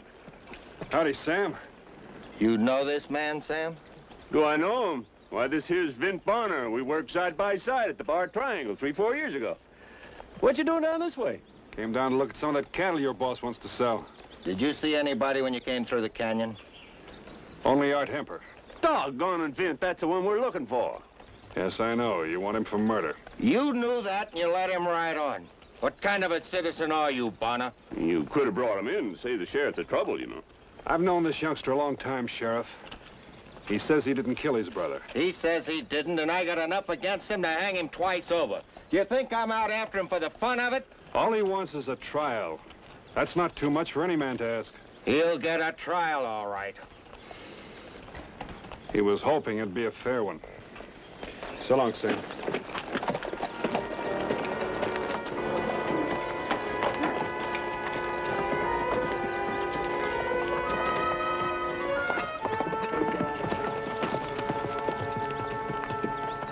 Vint Bonner. Howdy, George. Paying the old town a visit, huh? And he sure picked a time for it. Right in the middle of the most excitement we've had in months. Yes, I know. I ran into the sheriff and his boys a ways back. Oh, then you know about Art Hamper, huh? Yeah, too bad to see an old friend go to pieces the way Art has. Most of us would if we were up against a murder charge. No, that's not what I mean. Truth is, Art's been on the downgrade for the last couple of years. That is too bad. I always kind of liked the kid. Well, if you'd lived here and seen it happen day by day, you'd understand. Ever since his pa died, he's been getting worse. Drinking too much, keeping whatever troubled him locked up inside. And all of a sudden he blows up. Too bad Clyde had to get the full force of it. Are you saying definitely that he shot Clyde? I sure am. You remember Nadine? Well, she's Mrs. Willis now. Well, I met her riding into town early yesterday morning. You know how women are. She was on her way to buy another new dress. I thought it'd be all right to ride into town. I hear they've got some new dress material at the general store. Not another dress, Nadine. I just thought I'd look, George.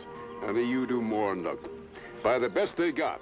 You're the wife of an up-and-coming rancher now. I'll meet you at your sister's place after I finish my business at the bank.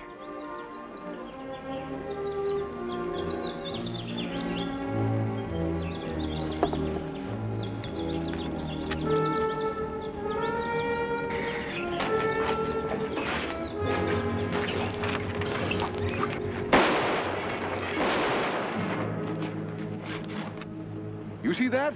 You see what Art Hamper's just done?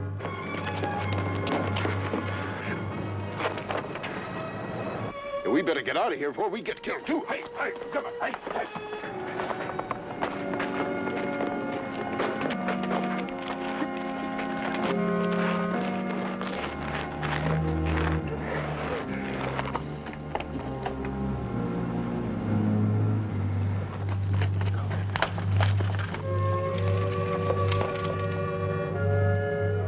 So you got to town and reported to Vale? I sure did. I left Nadine with her sister and joined the posse. It's a sad thing, Bet. I'm sorry it had to happen. I think I know just how you feel, George.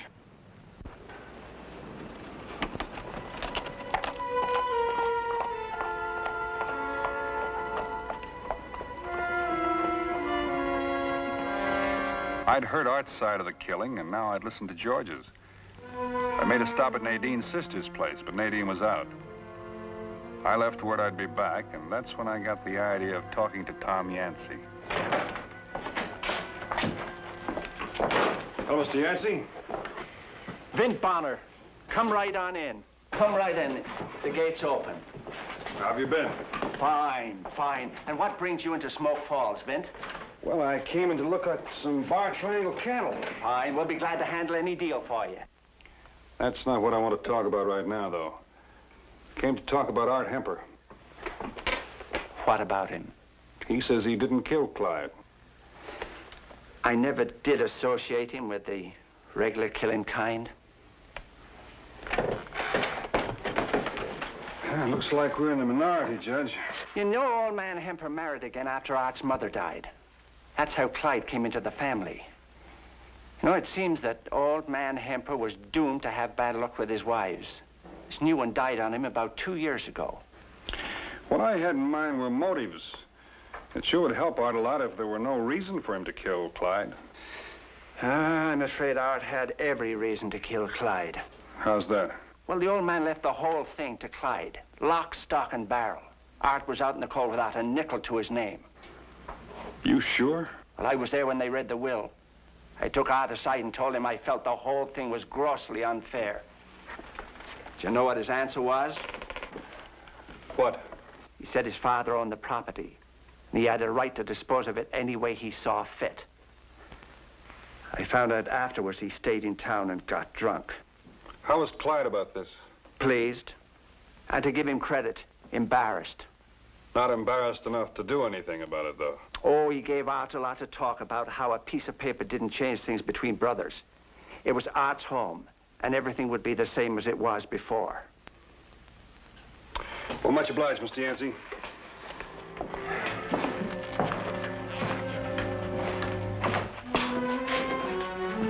It might help Art if you'd remember all this so you could tell it in court.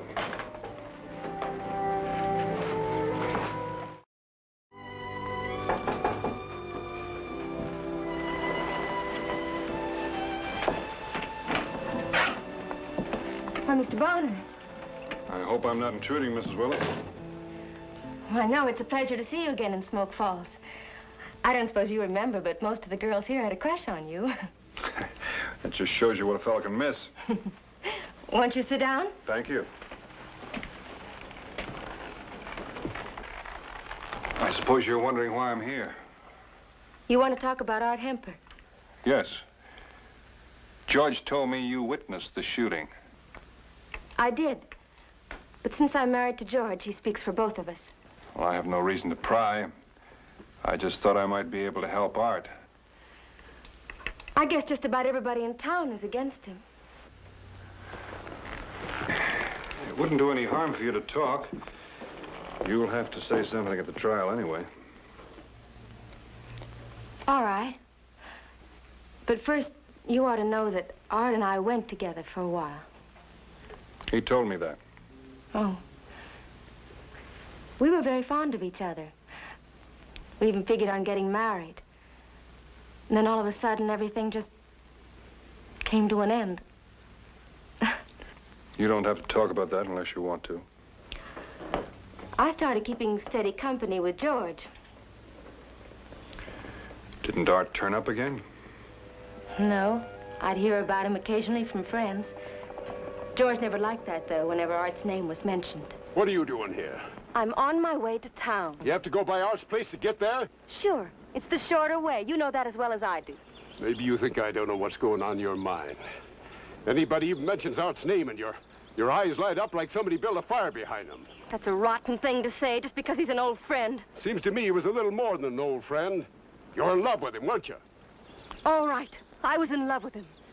But I married you, didn't I? Then it's high time you stopped mooning over him. Seems to me like a husband's got a right to expect loyalty from his wife.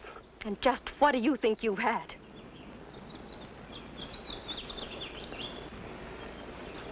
Oh, listen, Nadine, I don't want to quarrel with you. All I want's the truth. That's what I've been telling you, the truth. I'm on my way to town. I hear they've got some new dress material at the general store. Not another dress, Nadine. I just thought I'd look, George. Honey, you do more than look. Buy the best they got. You're the wife of an up-and-coming rancher now. I'll meet you at your sister's place after I finish my business at the bank.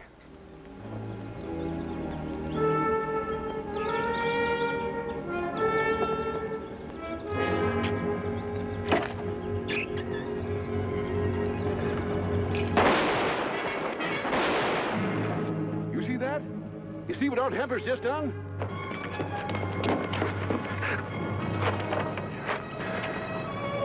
We better get out of here before we get killed, too. Hey, hey!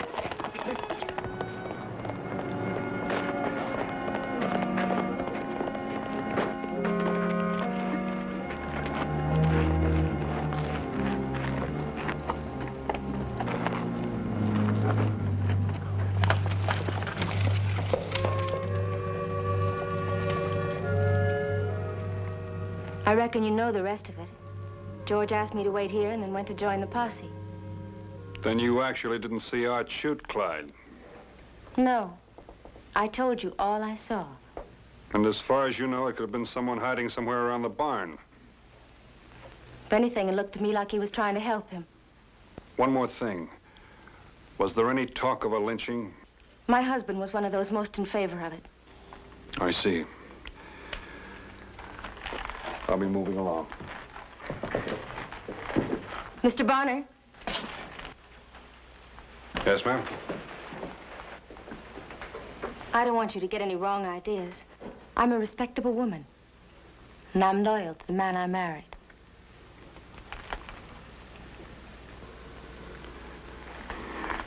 Yes, ma'am.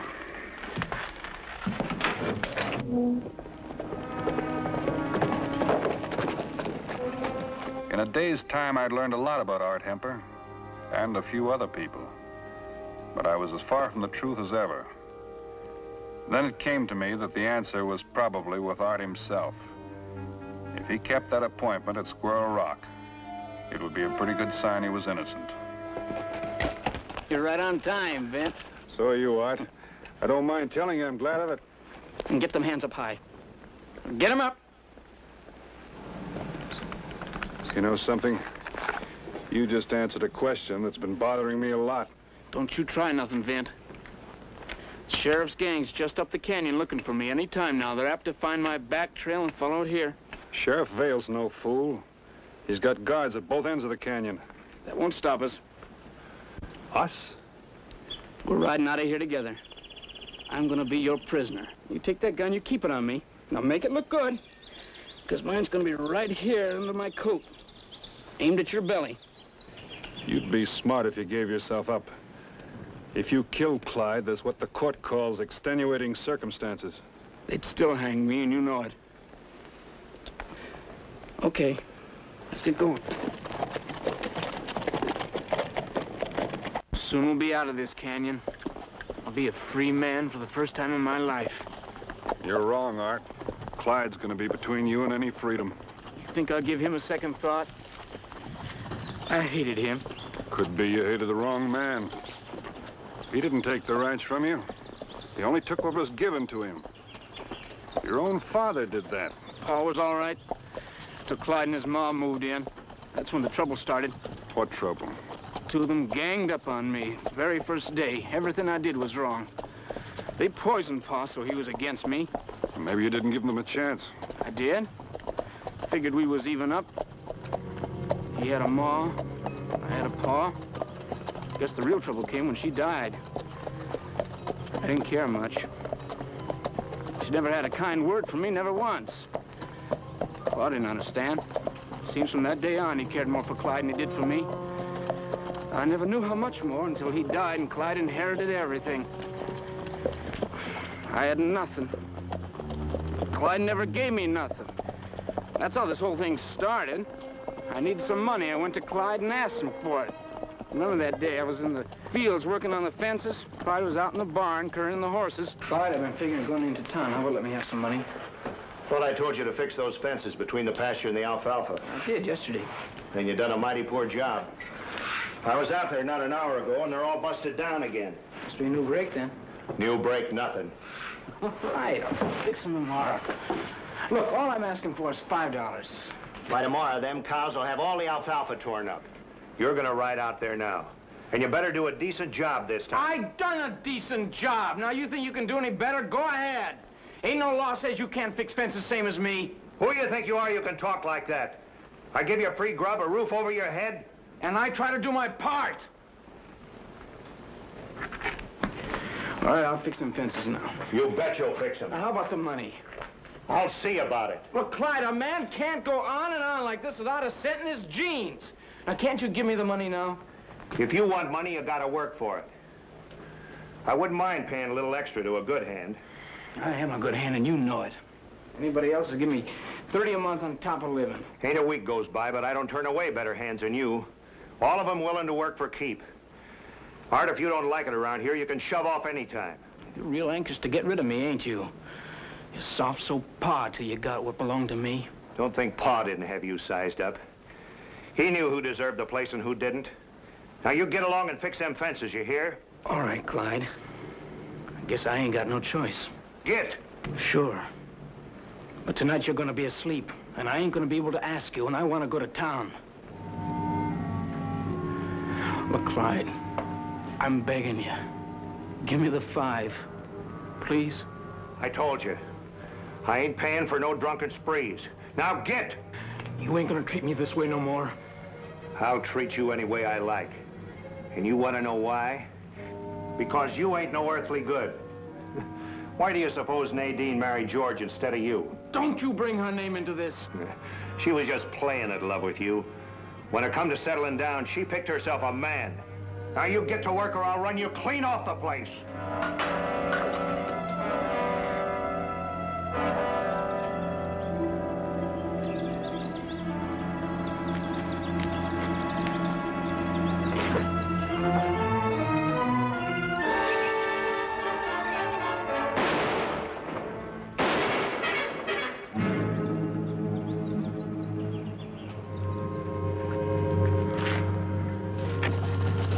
Now maybe you can see what Clyde done to me.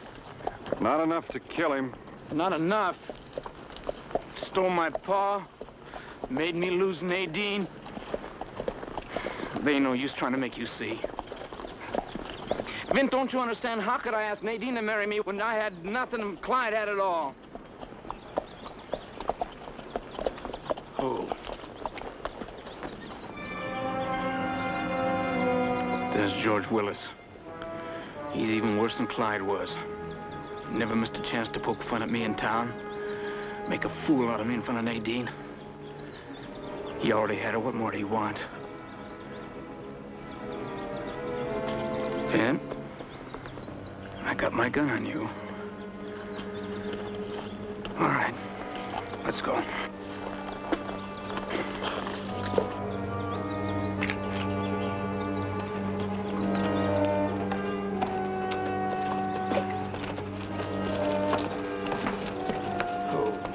I see you got him, Ben. Where's the sheriff? He'll be along in a little while. And I'll take over for him. They all said Bonus to take me in.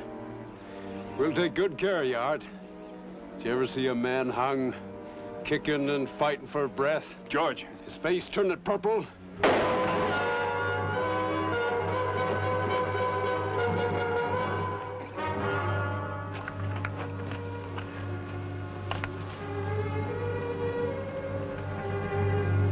I'll take care of him. You go get a doctor.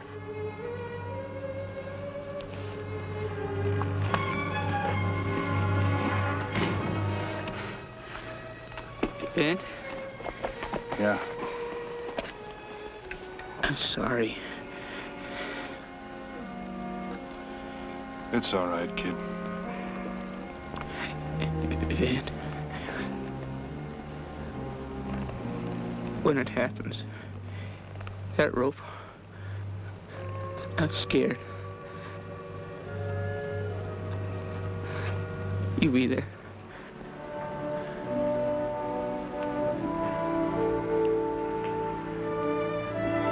I'll be there.